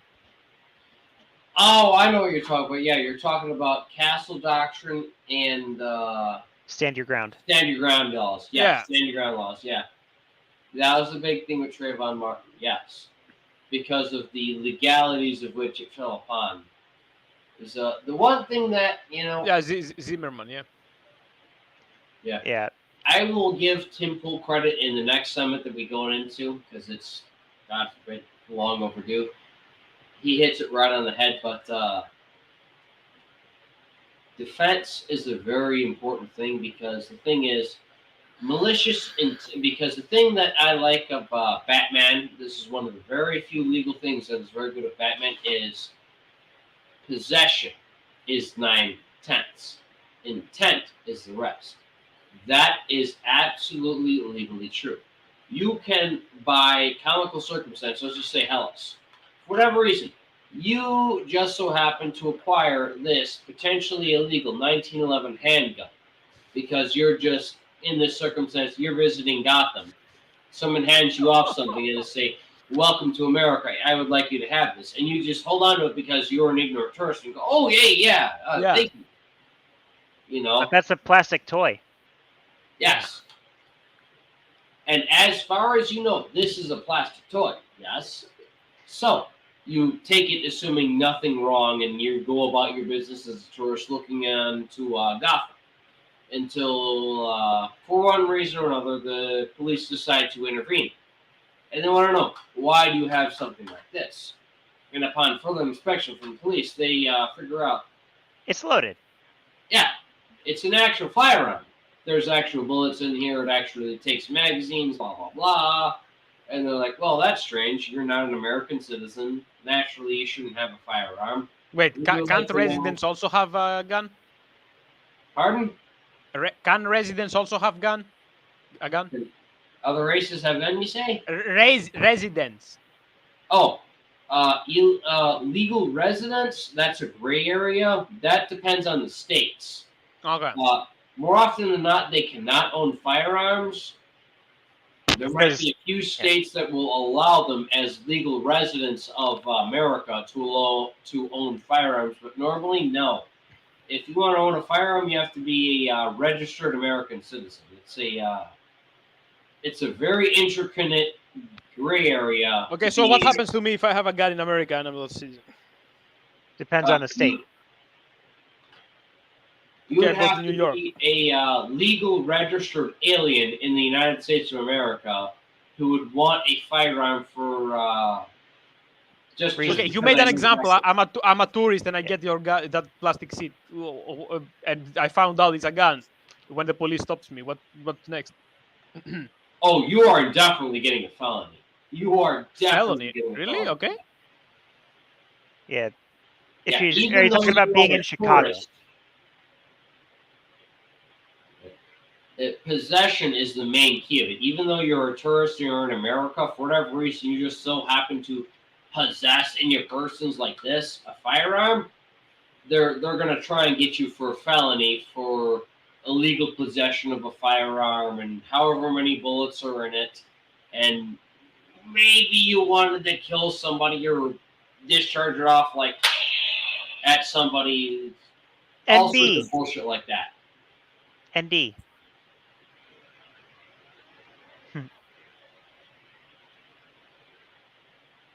Are you waiting for me to add, or are you just taking a sip? I was hoping you were gonna add. Oh, Yeah. Generally, the way I see it is, when it comes to illegal immigrants, since they aren't citizens or like even like just like legal residents, even though they are in the U.S.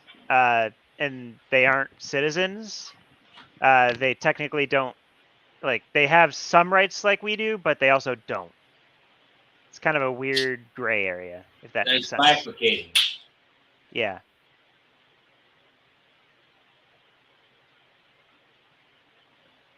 I will never buy this beer again. This is one of the worst beers I've ever tasted a day in my life.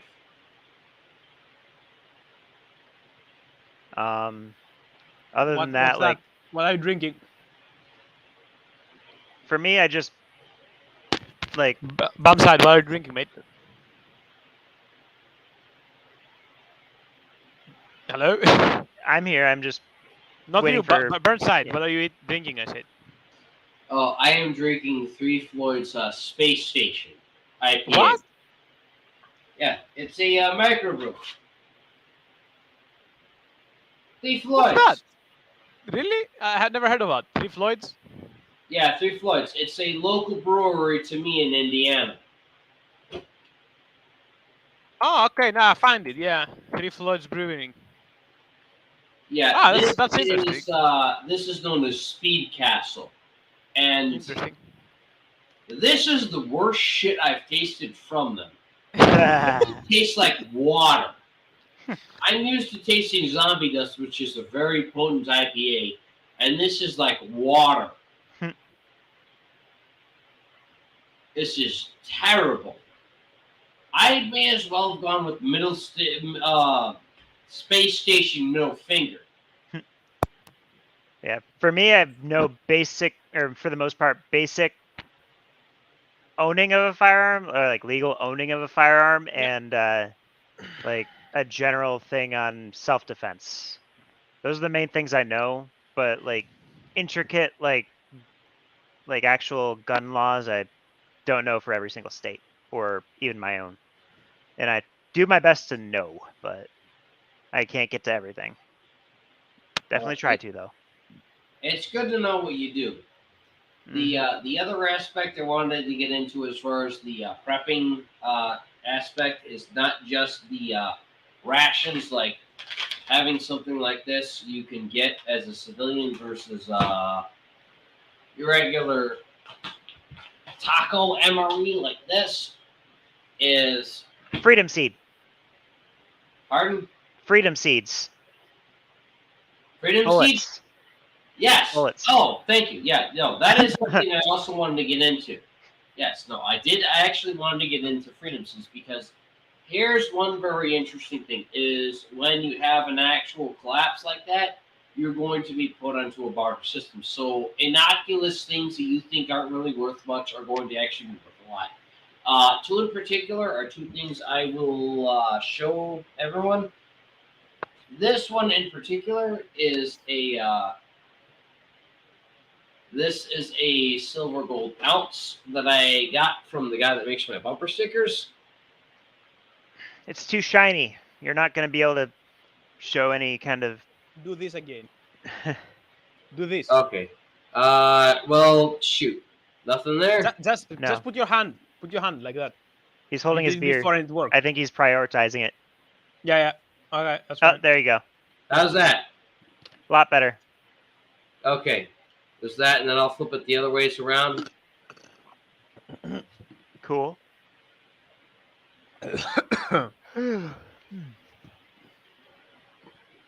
Okay. Now, the reason this in particular, and something very much like it, this. How's about that? All right? Yeah. How's about that? Good. I see. Yeah, there you go. All right. Now, comically enough, and be motherfucker, if you don't laugh from this, I'm going to kick your ass. This. I can't tell what it is. Oh, bottle cap. Yes. Damn it. I'm not laughing, but I get it. Okay, at least you get it. I'm not gonna kick your Does ass. it say what did it say? Coca-Cola? No, Nuka-Cola. It's a What Fallout. did you do? All right, you have it upside down, but yeah. Oh, all right. Yeah. We are trying to decipher it. Yeah. Yeah, that's okay. that? Yeah, okay. Yeah. I see. Okay, but yeah, the thing is, in the video games, this is worth $1, whereas something like this is worth a lot more than $1 because this has some gold in it. You mean is it from like that video game after the Yeah. nuclear apocalypse? Fallout. Yeah. Fallout. He's making a Fallout joke. Yeah, Yeah. I'm making a Fallout joke because this is silver, and this is legitimate U.S. silver, and this is gold. This is gold plated, but this is U.S. gold. This is some shit I found at work, and I found this at work just by I'm too drunk to hold it, but I found it by circumstance. Oh, there it is. Yeah, I found this by just happenstance over at work.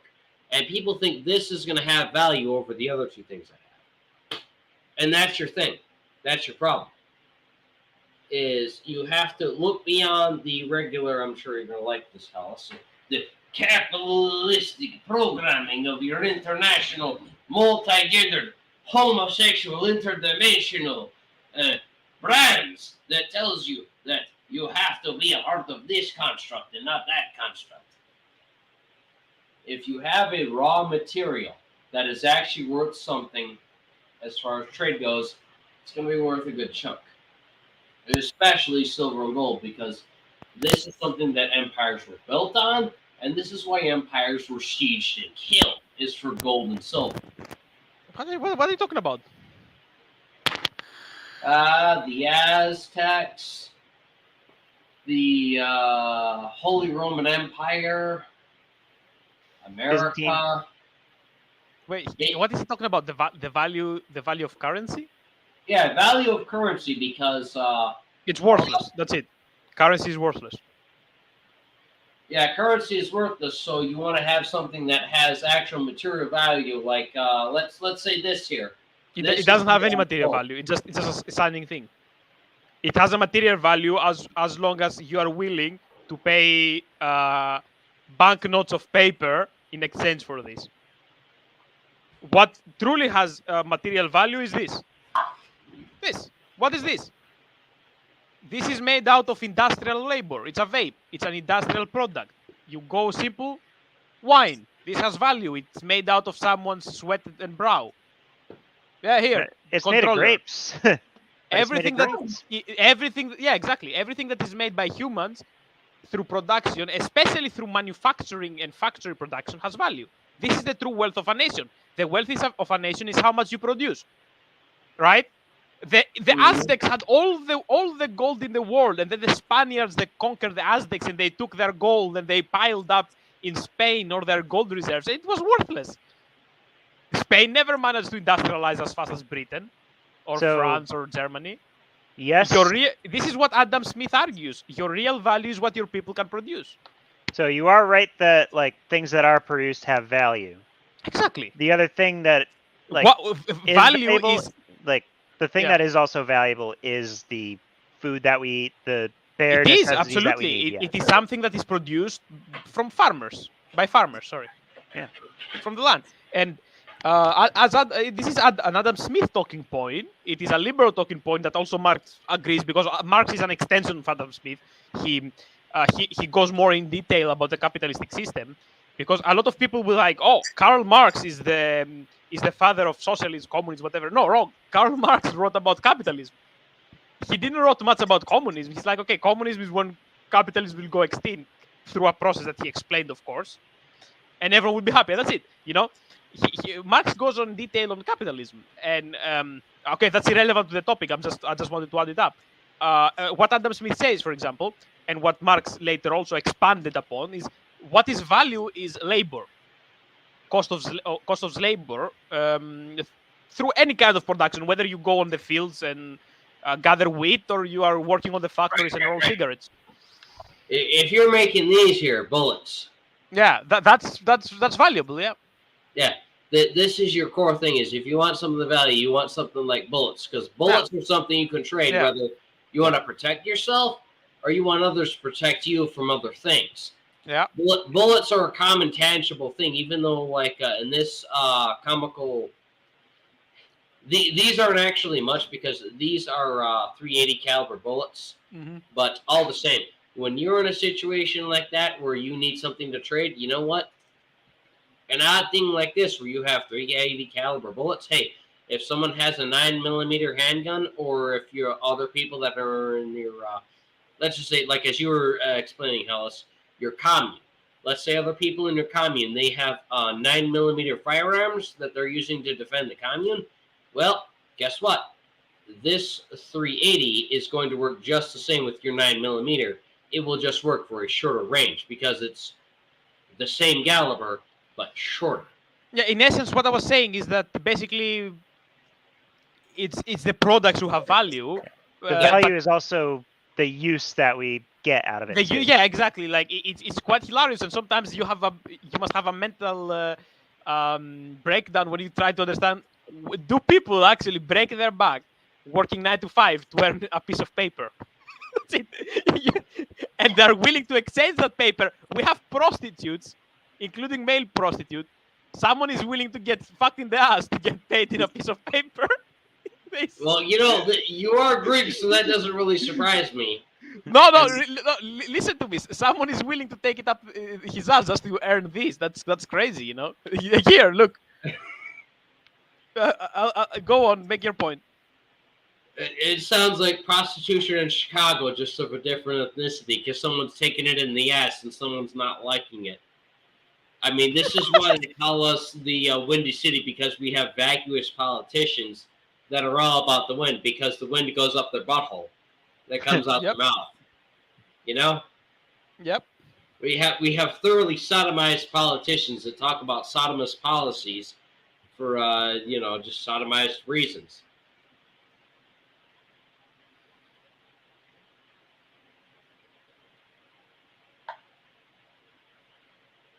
I don't know how to fill this gap. That's why I'm not speaking. It's a basic way I can really think about it. There where he's going with it. Well, speaking of sodomy, I could always switch over to a regular body count. I mean, there's no real way to get around that. It's updated every other couple of days. And Are you talking about that one Chicago site you're talking about, or that you usually bring up? Yes, the website, Hey Jackass. Yeah. All right, here. I make currency. It's Benjamin Franklin.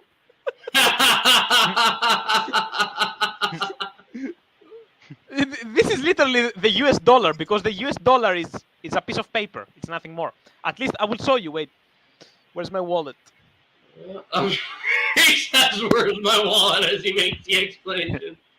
The idea behind currency is that it's backed by something. Yeah, I know, but currency is very important, and currency is very revolutionary in world trade and human interactions. But I'm telling you, it's basically a piece of paper. It is. At least the euro, for example, here. This is a euro, right? Yeah, that's the good thing about bullets in America. These are so very common that they're actually worth something just because of their caliber. Yeah, I know. This is a euro, you see. Yeah. Yes. You see how it is protected? It has the tape. You see, it signs. Yeah. Oh, I like that. That's nice.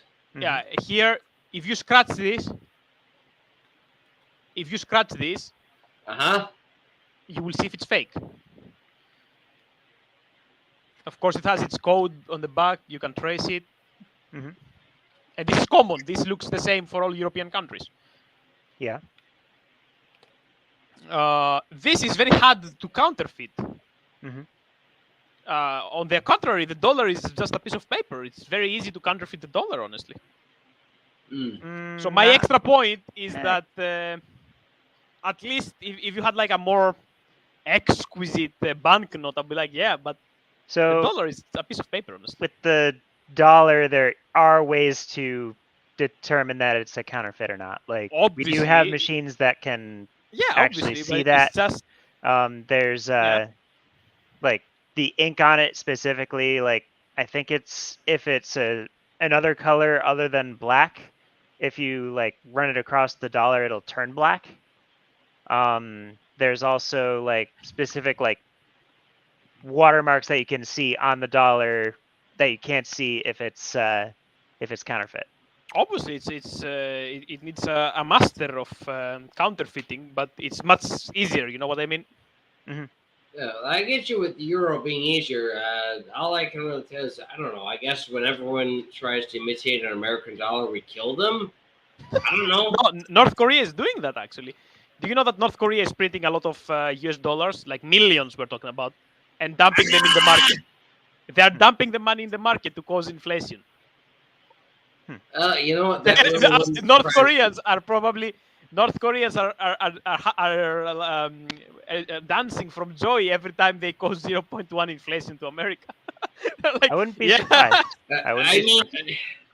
I'm not gonna lie. Every other time someone mentions North Korea, the only thing I can think of is, hold on. Yeah, he'll bring the Kalashnikov now. Is every other time I think of when someone mentions North Korea, hey, okay, so Mikhail Kalashnikov passed away from this earth, and he wanted the AK-47 and the AK whatever to be a defensive weapon for someone to protect their sovereignty, their nationality, etc. So, in the spirit of the AK, why don't we overthrow North Korea? Why is this a fucking problem? Why don't we overthrow North Korea and just say, all right, let's give everyone AK-103s and just, overthrow North Korea and just make it some type of part of South Korea in the same ways that Chechnya is part of the Russian Trade Federation. Why is it such a hard thing? That's my thought. Yep. Yeah, you're right. Kalashnikov actually he meant his weapon to be used in defense, not offense. Yeah.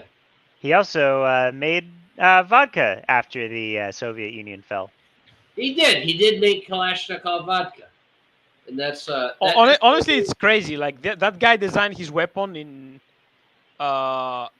well, I don't know when exactly he started, but I suppose they started producing them in 1947. I forget the exact date. 1945, actually. 44, if you want to be technical. The only reason it got considered the 47 instead of the 44 or the 45 is because when his blueprints were implemented. Yeah. So he started designing the rifle, and what do I want to say? Oh yeah, in 47, and since then we haven't made a weapon that is better than that. Yeah. It is very powerful. It is very reliable. It doesn't break down. I think it's perfect offensive weapon. Yeah, that's the thing. Oh, and it's everywhere. Like you can find it everywhere. It's cheap. Yeah, that's the one thing you and I can agree upon, because that's the one thing that I like, but can comically agree upon. Because if the regular Kalashnikov I have to defend myself is I have a Wasser. It's something I cannot own in Chicago, but living in Indiana or another state, I can legally own, so I can have it. But if I am to go with the black market, if I own something that I get from the proper Ivanhoff, who knows someone who can get the Kalashnikov, it means nothing. My city is so behind on enforcing the assault weapons ban, it is meaningless to have the assault weapons ban in the first place. If I wanted to, because I've seen so many people who have actually had it, I could actually, comically enough, have this actual Type 2 as an actual original assault weapon. And the city of Chicago could do nothing unless I literally hand myself in the police station and say, I am so sorry for killing so many people because reasons. I have this gun. Yes, exactly. I have this gun. I want to turn myself in. I feel bad for having have killed this many people and consequently have created more civil peace within the neighborhood from making this aforementioned amount of dead bodies.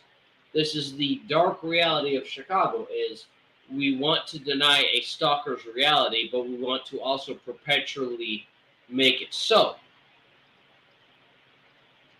And it's a terrible thing. You want to tell somebody on one hand, you should not own an assault weapon because of these reasons, these legalities, why you should make sure every time you squeeze the trigger, it goes to where the bullet is supposed to go so you're not hurting anyone else. Very noble things, very good things, things you should train for. But in practice, it's the mob. That's all it is. It's the mob.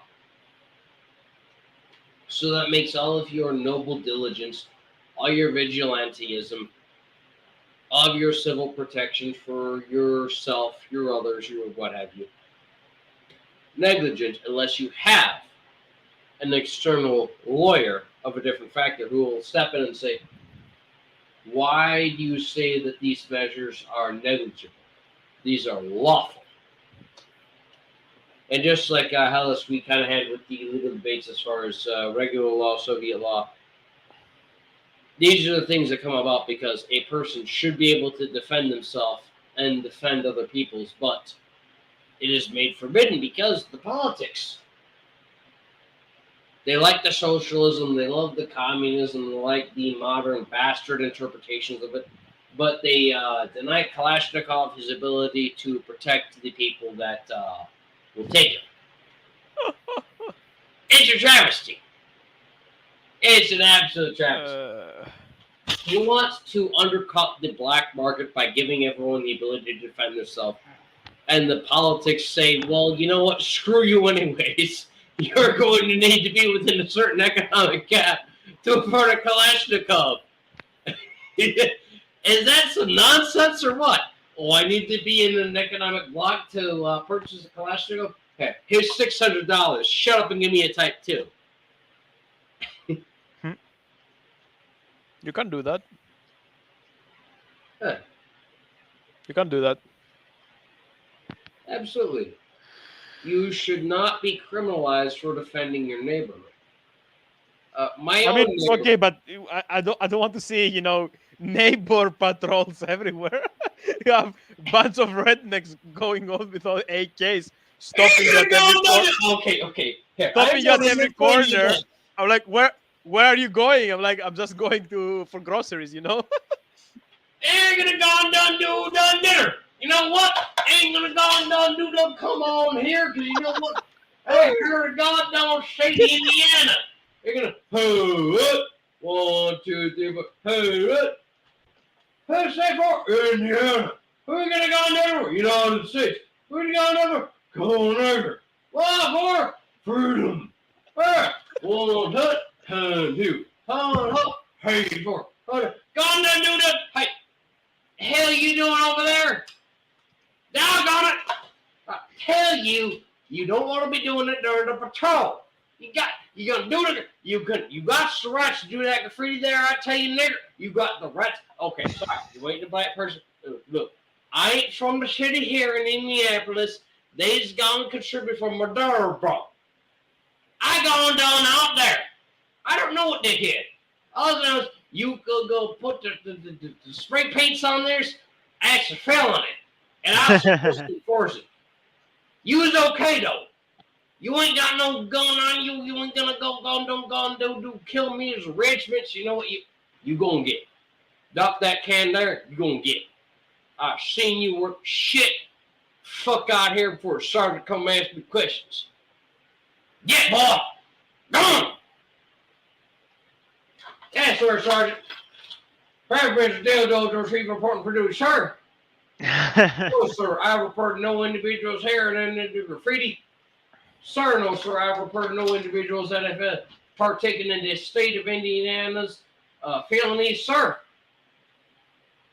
Sir, no, sir, I've seen no individual with this here item you have procured to me committing a felony. Sir, no, sir.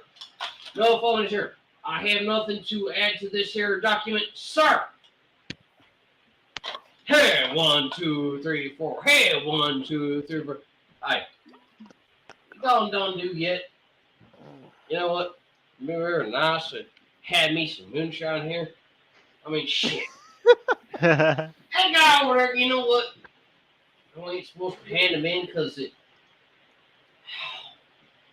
Guys just rights to ask us questions and says, you know what, we ain't really got to patrol the neighborhood because they ain't going to do the patrol and put the goddamn nukes in, but shit. Oh, man. You know them people in Chicago, you know what they done do, didn't they? They's putting the people that's the dues and rights.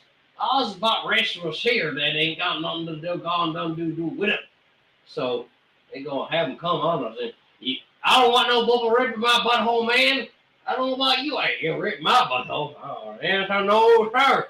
No, ripping my butthole here. Oh, hell no. And that's more often than not how it goes.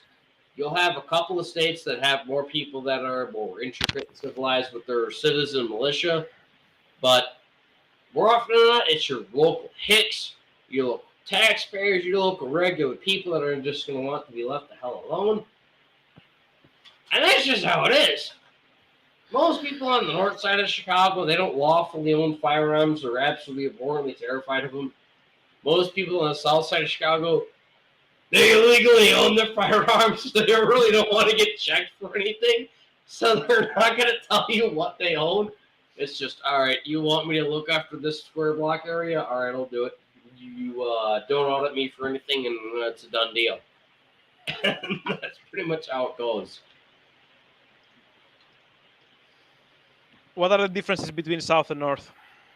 The differences between the south side of Chicago and the north side of Chicago is the south side of Chicago is heterosexual, and the north side of Chicago is homosexual, predominantly. And aside from that, the people on the south side of Chicago, they're more likely than not to have an excess amount of felonies, misdemeanors, just criminal activity. Whereas on the north side, they're more likely going to get wider blue-collar crimes with cooking the books, fudging paperwork. The only thing you're really trading is what type of criminality do you want. On the south side, you're going to have some guy who's killed a few people for some obscure reason or another. Whereas on the north side of Chicago, you're going to have someone who's fucked to death. A couple of people, for one obscure reason or another. That's really what you have to figure out. Is do you want a guy who's killed somebody, or do you want a guy who's fucked somebody to death? And you're going to have to just go from there and go, all right, I'll have to pay the state fees for this person's felonies and this person's court cases because I'm employing them because I'm a company in the state of Illinois. And that's how it goes. That's more often than not how it goes because you have to pay for all legal fees. Oh, God forbid, you employ a felon. You have to actually pay for them to go into court and sit there and explain why they sodomized a child to death or they raped a donkey to death or something insane like that. Because that's just how it is because it's the state of Illinois within I wish I had a better explanation, but that's why people are leaving my state in droves, myself included, and just getting out of here because it's too much paperwork, it's too much government nonsense, and it's just, look, why do I need to tell you the intricate details of some man broke into my house with an automatic weapon and tried to violate my intestines? So I defended myself against this person that wanted to violate my intestines, and this person passed away as their organ, let's put it as, entered my faculties within such a degree.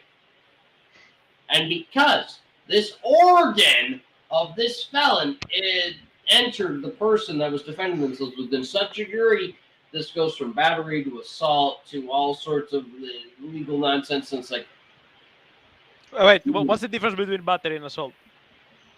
The difference between assault and battery is assault is, for example, Hellas. I will tell you, for comedy's sake, I am going to skull fuck you to death. That is assault. If I tell you, Comrade Hellas, that I'm going to skull fuck you to death, and I tell it to you not within comedy, within this example that we're putting out there, but within all seriousness, yes, Comrade Hellas, I'm going to skull fuck you to death. That is sexual assault, and that is also assault. But if, let's say, you and I are passing each other on the street and we're going to a hot dog stand, it just so happens you and I are passing the same hot dog stand, and you and I notice that you and I are passing the hot dog stand. Let's say, just for shits and giggles, you order ketchup on your dog and I order mustard on my dog, and I am offended because I am from the other end of the city. Yeah. And I tell you, go fuck yourself, you communist bastard. I will beat you, you son of a bitch. I swear. You put ketchup when you should put mustard. The fuck is wrong with you? What the hell is... You son of a bitch. I will beat you within an inch of your life. That is battery, but not assault, because I am threatening to harm you. I'm not physically harming you. I'm sitting there all day, every day, exclaiming, oh, it's so terrible he puts mustard instead of ketchup, or ketchup instead of mustard on his hot dog, and all these things. So it is one crime instead of another. It is a lesser crime because I'm making a very big drama out of it.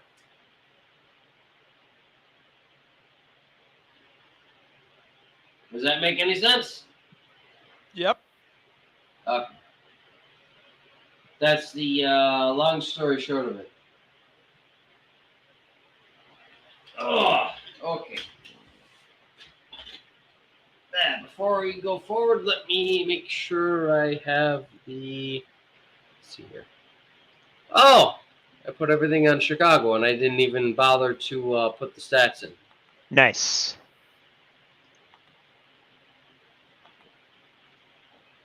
Oh, that's on me. I will use the bathroom, and then I'll put the stats for the city. So, pardon me real quick. At this point, you're pissing beer, not... At this point, you're pissing beer. Probably. Pure alcohol. Ugh.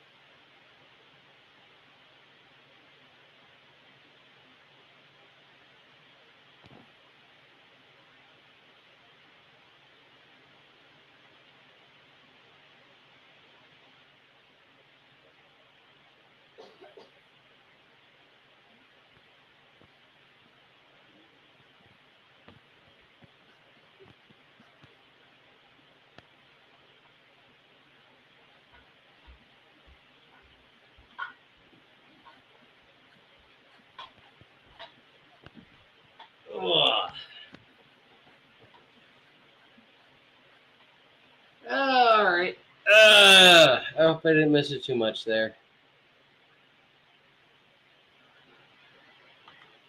Oh, God, everyone's really quiet. Ooh. Yeah.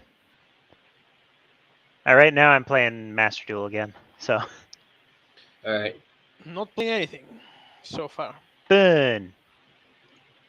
Well, this is what I find interesting. Wait, a person's shot every 3 minutes? What's that? No, it's down. probably every 10 hours. Scroll down, bro. All right. There, what it says. Yes, person. Oh, 3 hours. Every 3 hours you have someone shot. Okay, cool. Yes, 3 hours, 14 hours. And wow, that's the map of crime there? That's a map of how it is in Chicago.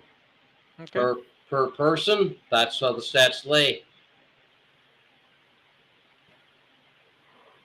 The thing I find interesting is they acknowledged the blood moon.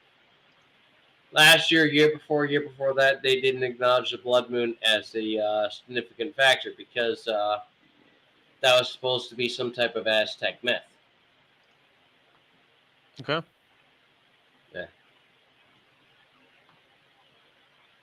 Yeah, fun thing I noticed is neighborhood of Austin. You Yeah. naturally have a lot of gun crime. Inglewood, they were absolutely full of it. They regrettably will be every day, all day. One thing I find interesting is it seems that they avoided or were ignorant of the 2 shootings we had in Hagbush. I'm not saying it to gloat, but I'm saying it because it is what it is. Wait, it says double homicide. Yeah. Yeah. Over in Pullman, over in Auburn, on the border of Inglewood, one in New City, one on the border of Inglewood. Yeah.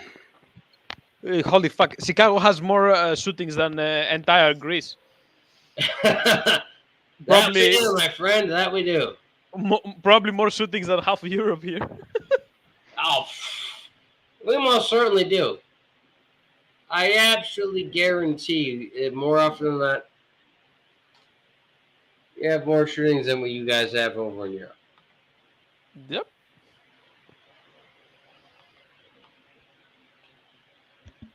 Let me see here. I got to see here. Here's most of our deaths. Almost 90% gunshot. 11.1% others. So, blood trauma, you got your stabbings, you got your strangulations, you have something that no one can figure out what the hell it is.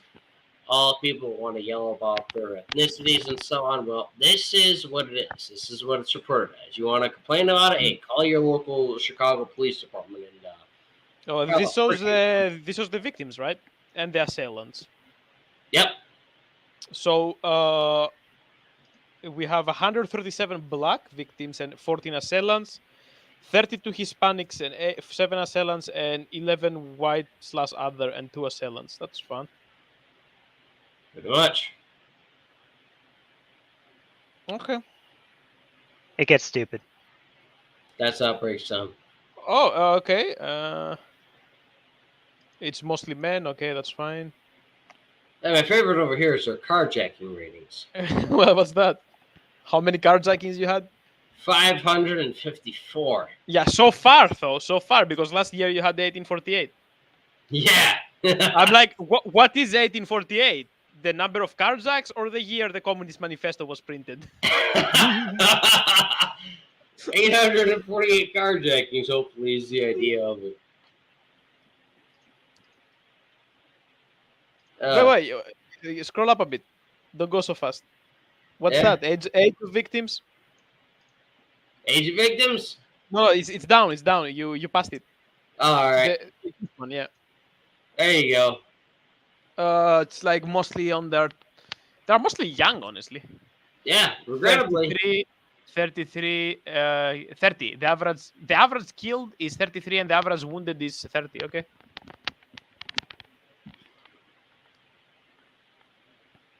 Mass Oh, no. shootings. Hat trick? You call it a hat trick? Is that I mean, sport? it is what it is. Look, gun control doesn't prevent this. We've tried it for 20 years. It doesn't seem to work. Because you don't ban guns. It's so simple. Yeah, if you ban guns, they go to the black market. Everyone knows an Ivanhoff that can get him a Kalashnikov. It's very fucking simple. Yeah, but you don't go outside with Kalashnikov doing crime. Bullshit, yes you do. Who does that? Everybody in Chicago. Wasn't there that one picture from like 2021 where that woman was was pointing out the window with an AK, like out in LA or something? Yeah. Wait, there was a 1-year-old dead? Look, there was one 1-year-old dead. No, that doesn't surprise me. Where you have a woman sticking her hand out with an AK, pointing at another asshole that has an AK, Look telling at the him screen. to shut the fuck up and leave her the fuck alone. That's a very common thing in Chicago. Who Where the you fuck fight- killed? Who the fuck killed a 1-year-old kid? Misfires. Ah, see. Look, a lot of people, just like I was showing earlier, how you properly operate a firearm. A lot of people don't know how to do that. It's very common. What was that website? You should send me that. It's fun to look at. That website is heyjackass.com. Heyjackass.com. Okay. They have some merch too. He'll probably get into that. Oh, I most certainly will, because Hey Jackass has some funny stuff. But the funny thing that Hey Jackass has is, because as the formula goes, everyone knows an Ivanhoff that can give them a Kalashnikov. Everyone, more often than not, has these as a status symbol. And they'll have something that either holds 30 rounds or holds 40 rounds. They might have a drum mag for it. But everyone, more often than not, knows how to use these. So when you've got gangbangers outside that are shooting up your neighborhood, somebody's going to get an idiot. What the hell are you over here for, my motherfucker? Get your ass out of here. Get your bitch ass out of here. Yeah, you're going to get your hell ass out of here. Yeah, that's right. Yeah, you shut your bitch ass up. Oh, yeah, you're going to know. Huh? Yeah, all right, yeah. You get me another magazine here. Hey, bitch ass motherfucker. You going to gang banging in my neighborhood. I got me some kids to raise. I got me a wife that I got to pay some child support to. You expect me to abide by some nested hole? I got you some nested hole here, bitch. Yeah. All right, you running. Yeah. Take your nested hole out. Yeah. You gonna get. Yeah, that's right. Get yourself out of here. Yeah. All right, yeah. All right, yeah. The hell out of my neighborhood, boy! You think you can get a bang over here, man? This Chicago, boy! You gonna take your ass out to the suburbs. Huh? Oh, what, motherfucker? Oh, you gonna give me some gang signs again? Hey, here's what your gang signs in here, bitch! Huh? Oh, what? You think you can get a bang up in here? Nah, you a dead body, boy! You'll get yourself a closed casket. That's right, boy. You a dead body. You ain't going nowhere. Huh? You're gonna leave your boy there? Yeah, that's right. You gonna leave him here, because I'll make you dead body too. Yeah, you get yourself out of here. Yeah. Everybody get called Chicago police. I ain't getting called Chicago police. You know what? I don't think you're getting out of here faster. Yeah, you gonna get the hell out of here. Yeah, get the hell out of my neighborhood, boy. Yeah. Shut your ass up with your goddamn out with this gang naked. I don't care what your gang is. I got this gang right here, man. Get the hell out of my neighborhood. Regrettably, that more often than not is what you're going to run into within the city of Chicago, because, quite simply, everyone very kindly wants to be left the hell alone. It's so bloody fine. I'm taking the stats now. You almost have like a homicide every day or more. I wonder what the police does every day, getting calls to pick up corpses, and imagine the ones that are not actually reported. We have a lot that are reported. On one occasion in my own neighborhood, there was apparently in the middle of the week when I was having dinner with my mother and her boyfriend. We were sitting down to dinner, and we heard shots fired. We really didn't think anything of it because it's okay, some asshole doing something stupid.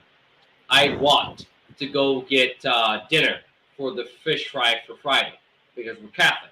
We're not supposed to eat meat. So the only place to get fish from is Steve's Lounge in Headwish. So I'm walking over there. I get the fish. I come on the way back, and I step on a very shiny brass bullet that's misshapen. I called the Chicago Police Department. I handed it in to them, and it turns out it's a ricochet. Someone a few blocks over fired off a handgun, and for whatever reason, it ricocheted and wound up on the concrete. Just because some asshole wanted to, for whatever reason. Whether he was shooting somebody, or he was shooting nothing, or he was shooting a figment of his fucking imagination. A goddamn rumpus Cthulhu monster trying to rape somebody. Just reasons.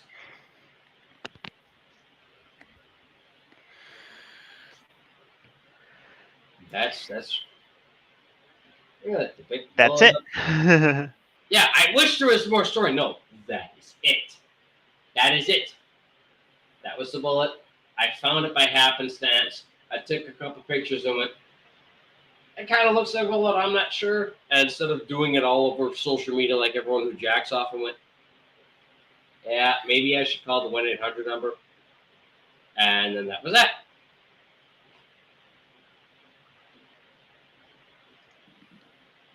Okay. I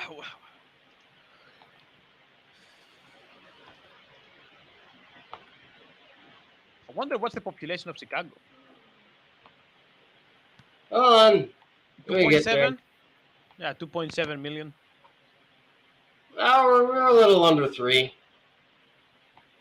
Yeah. Like this is your amount of, oh, this is really good. 30 people that got shot in the ass. They did really good on that.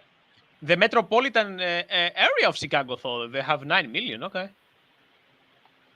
Like the metropolitan area. That's fun. Pretty massive.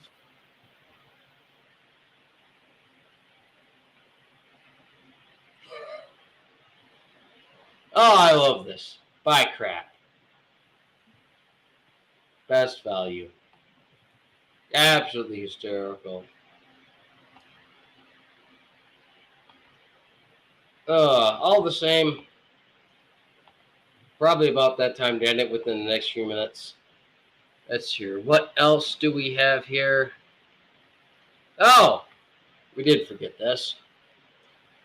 It's a very interesting piece from the Young Turks. I almost forgot about this because this was completely off topic from the rest of the It was very minor. Well, here's the weird thing.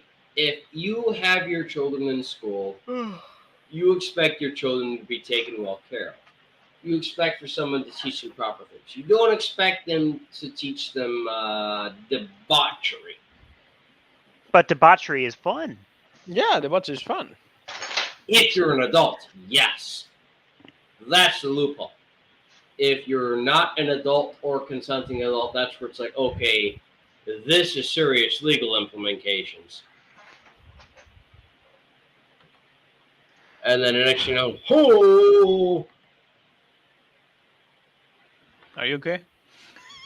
I was just trying to find, I could have swore I had an article out for it.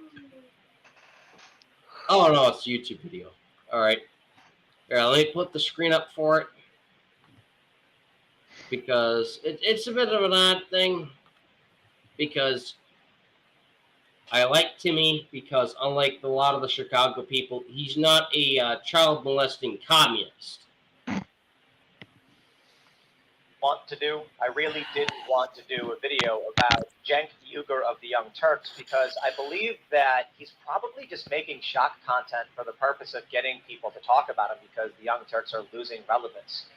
I take a look at their YouTube channel and they have huge thumbs down. They don't get that many views. They were relevant a while ago. I'll explain a little bit more, but here's the story. Young Turks host Cenk Uygur goes ballistic over Joe Rogan's use of the word groomer. You discussed me. Not only is Cenk Uygur wrong about everything he said, he then goes on to accuse Joe of being attracted to trans people, and then he asks for trans people who have slept with Joe to step forward. And it's just a weird. Joe's married. Okay. Who's Joe? Joe Rogan. Who's that guy? He's the, biggest podcaster on the internet. Oh, I'm not asking that as a mean thing. I'm just trying to.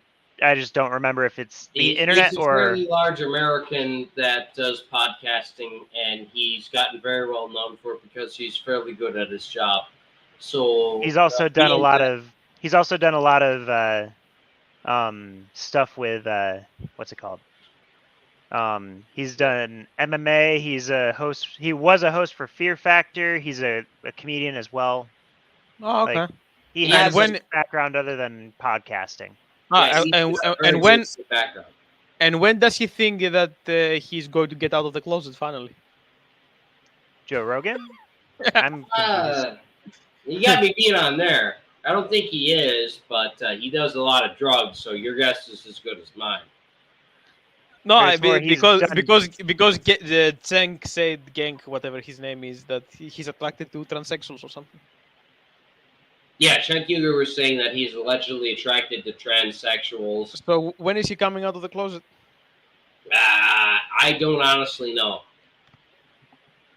The only thing I know for certain is some of the data. Oh no fucking way! We got an article about Joe Rogan in Greek. Yeah. Oh, absolutely. It says that it's from this year actually, January, that 200 scientists and professionals of health they sent an open letter to Spotify because of misinformation about COVID-19 during a podcast of John Rogan Experience. All right. That doesn't surprise me. Yeah. Did he say anything about COVID? What was that about? He So did say that he was taking horse pills more or less for. Horse pills? Yeah. This was the ignorant perspective of it, but it wasn't actually horse pills. yeah. Long story short, he got COVID. He took every medicine that was like known to help with COVID, known to man, which included ivermectin, which is used in horse paste, which is like a dewormer. Yeah. What else? There were some others in there that also helped. Monoclonal antibodies were another one.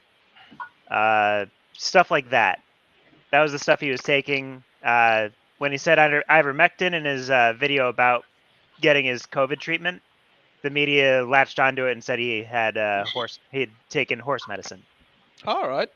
And then he That's had interesting. the medical analyst from CNN on his podcast later on, and he was like, "They lied about this. You know that to be true. Like, this is what I had." He showed him the pills of ivermectin, or like the container for his pills for ivermectin prescribed by a doctor, and the guy was like, "Yeah, you're right." And then the medical analyst later goes on to CNN and is like, "Yeah, that was lies and all that kind of BS." It's interesting. All right. Thanks for your input. Oh, Yeah. where did Bearside go? I don't know. Oh, sorry. I went to take out all the beers that I had drank, so I wouldn't trip over so many of them. Ugh. Oh. Now, before wrapping it up, I thought it'd be interesting to kind of hit on the points that we could agree on in general. Taking guns from people doesn't mean that you're going to automatically prevent crime. Just simple as that. I think we kind of got to that point when we were just debating earlier. Oh, I got it. But you take bullets from people that are trying to put their costumes together, and you're going to have there we go. Nonsense. But if you're going to prepare yourself for some type of, God forbid, you have your source full of nonsense. Don't waste all your money on gas masks. These are only going to be useful if you're in some type of situation in which you're being gassed. Outside of that, these things are actually pretty godforsakenly useless. So, sucks to be you. Okay. Silver and gold. These are really good for if you're going to have to trade with people that aren't going to want to kill and have sex with your intestines. Aside from having sex with your intestines, having something like bullets is always a very good thing, because not only can you use them to make dead bodies of people that will want to make you dead bodies, because dead bodies and dead bodies and dead bodies, but just like in the old cowboy days,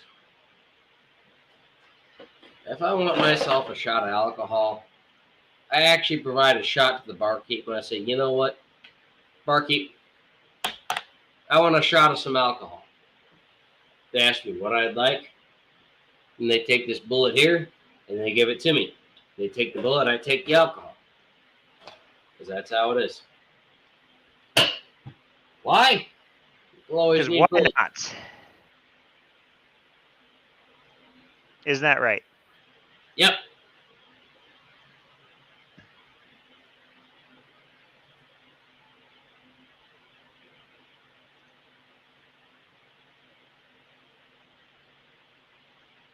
Oh.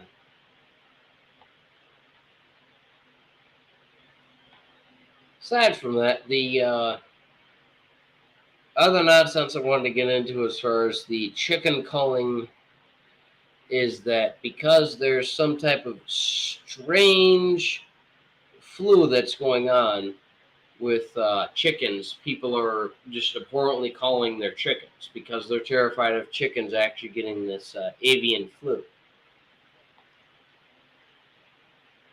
Aside from that, there is a international concern because people are worried that we might actually have a shortage in the U.S. because Ukraine is the breadbasket, and they actually have a large amount of wheat crops that they export.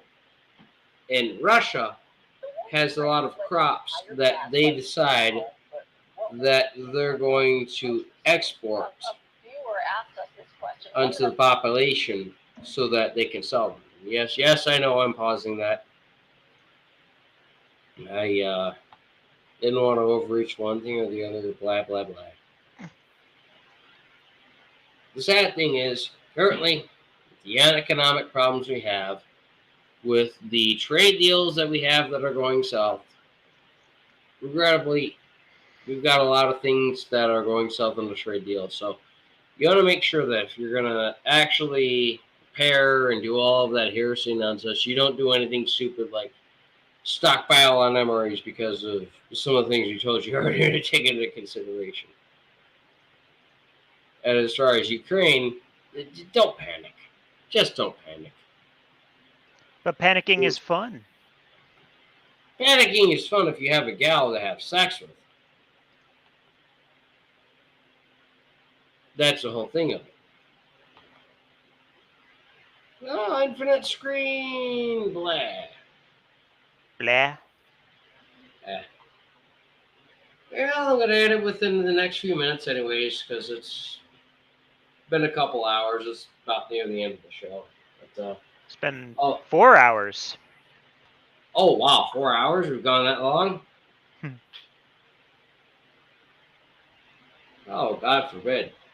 I mean, we covered some pretty basic stuff. Yeah. You know, the lawful self-defense that is just not getting arrested for a felony because you don't want to get shot. Basic rationing stuff and a couple shortages that are going through the U.S. I think that's fairly simple.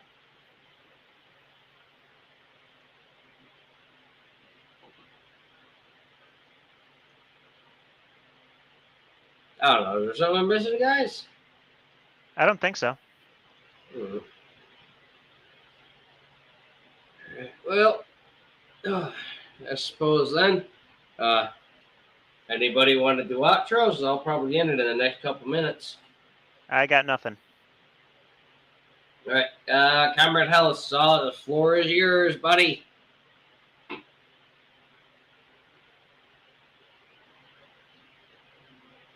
Come on, do something. Something communism. Something communism. Oh, crap. Don't tell me your equipment's malfunctioned. You good? I was talking like 5 minutes straight. Nobody fucking... Okay, now I can hear you. Now I can hear you. You cut out for a second. What was the last time you heard me? At least 20 minutes ago. Fuck! I was talking. I swear to God, I was fucking talking. Nobody could hear me. It's insane. No, shit. All right. Pick up And where I was you like, left off at. at some point when you were talking about what was it? After the Young Turks, you were talking I don't know, some bullshit about Joe Rogan, and then we talked about something different. And Yeah. I was like, is he ignoring me because I was making some point? And I don't know, I wasn't audible. I didn't even hear you. Yeah, we didn't All even right, hear all right, you. it's okay, it's okay, it's okay. Oh yeah, I was talking about gun violence, and I said that the reason there is a high gun violence is, of course, guns, which nobody can deny. There is a second thing, though.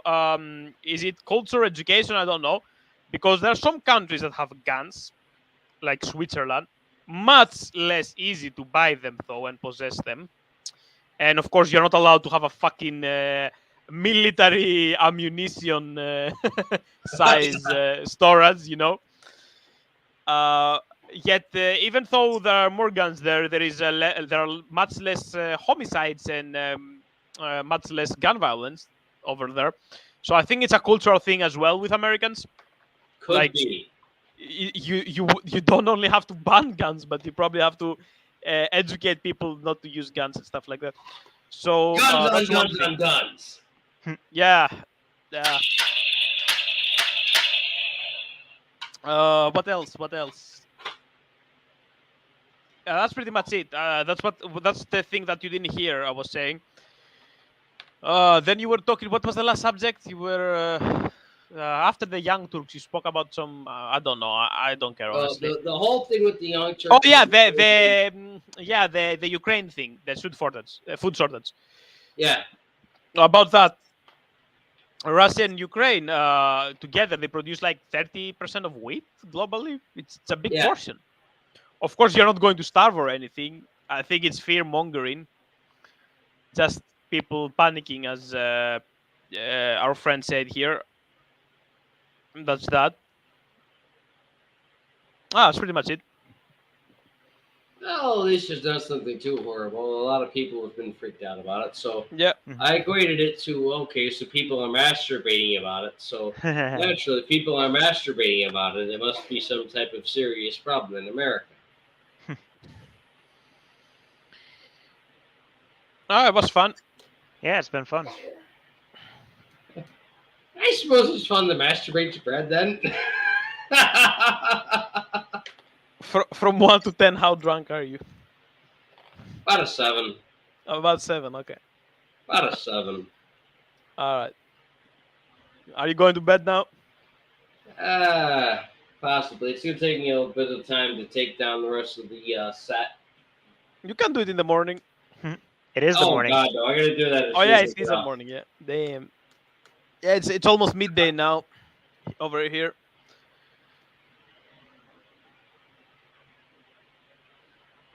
Oh. Yeah, pity Scooby didn't make it, huh? Yeah. Yeah, it's a pity.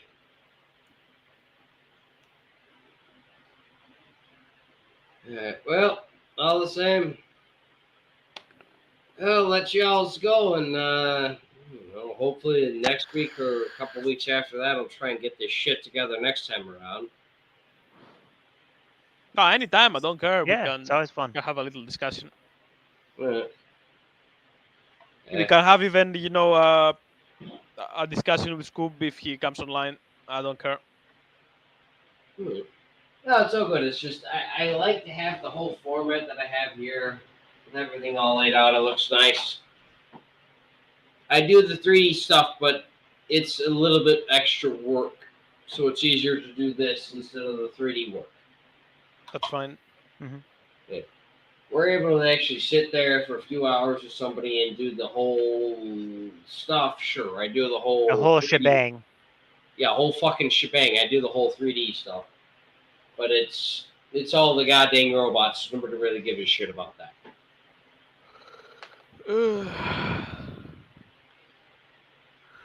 It is getting, I was going to say getting late, but it's early. Oh, it's definitely early. You should have told me next time I will light my cigarette. Cigar. Nice. I like Cuban cigars. I do like cigars. I'm a tad picky. Really? Yep. Churchill. Churchill, okay. Yep. All right. Well, for now, we're gonna call it an end. Sounds good to me. Cheerio. Bye. Ta-ta. Slava Sovietski Soyuz. Something English because something.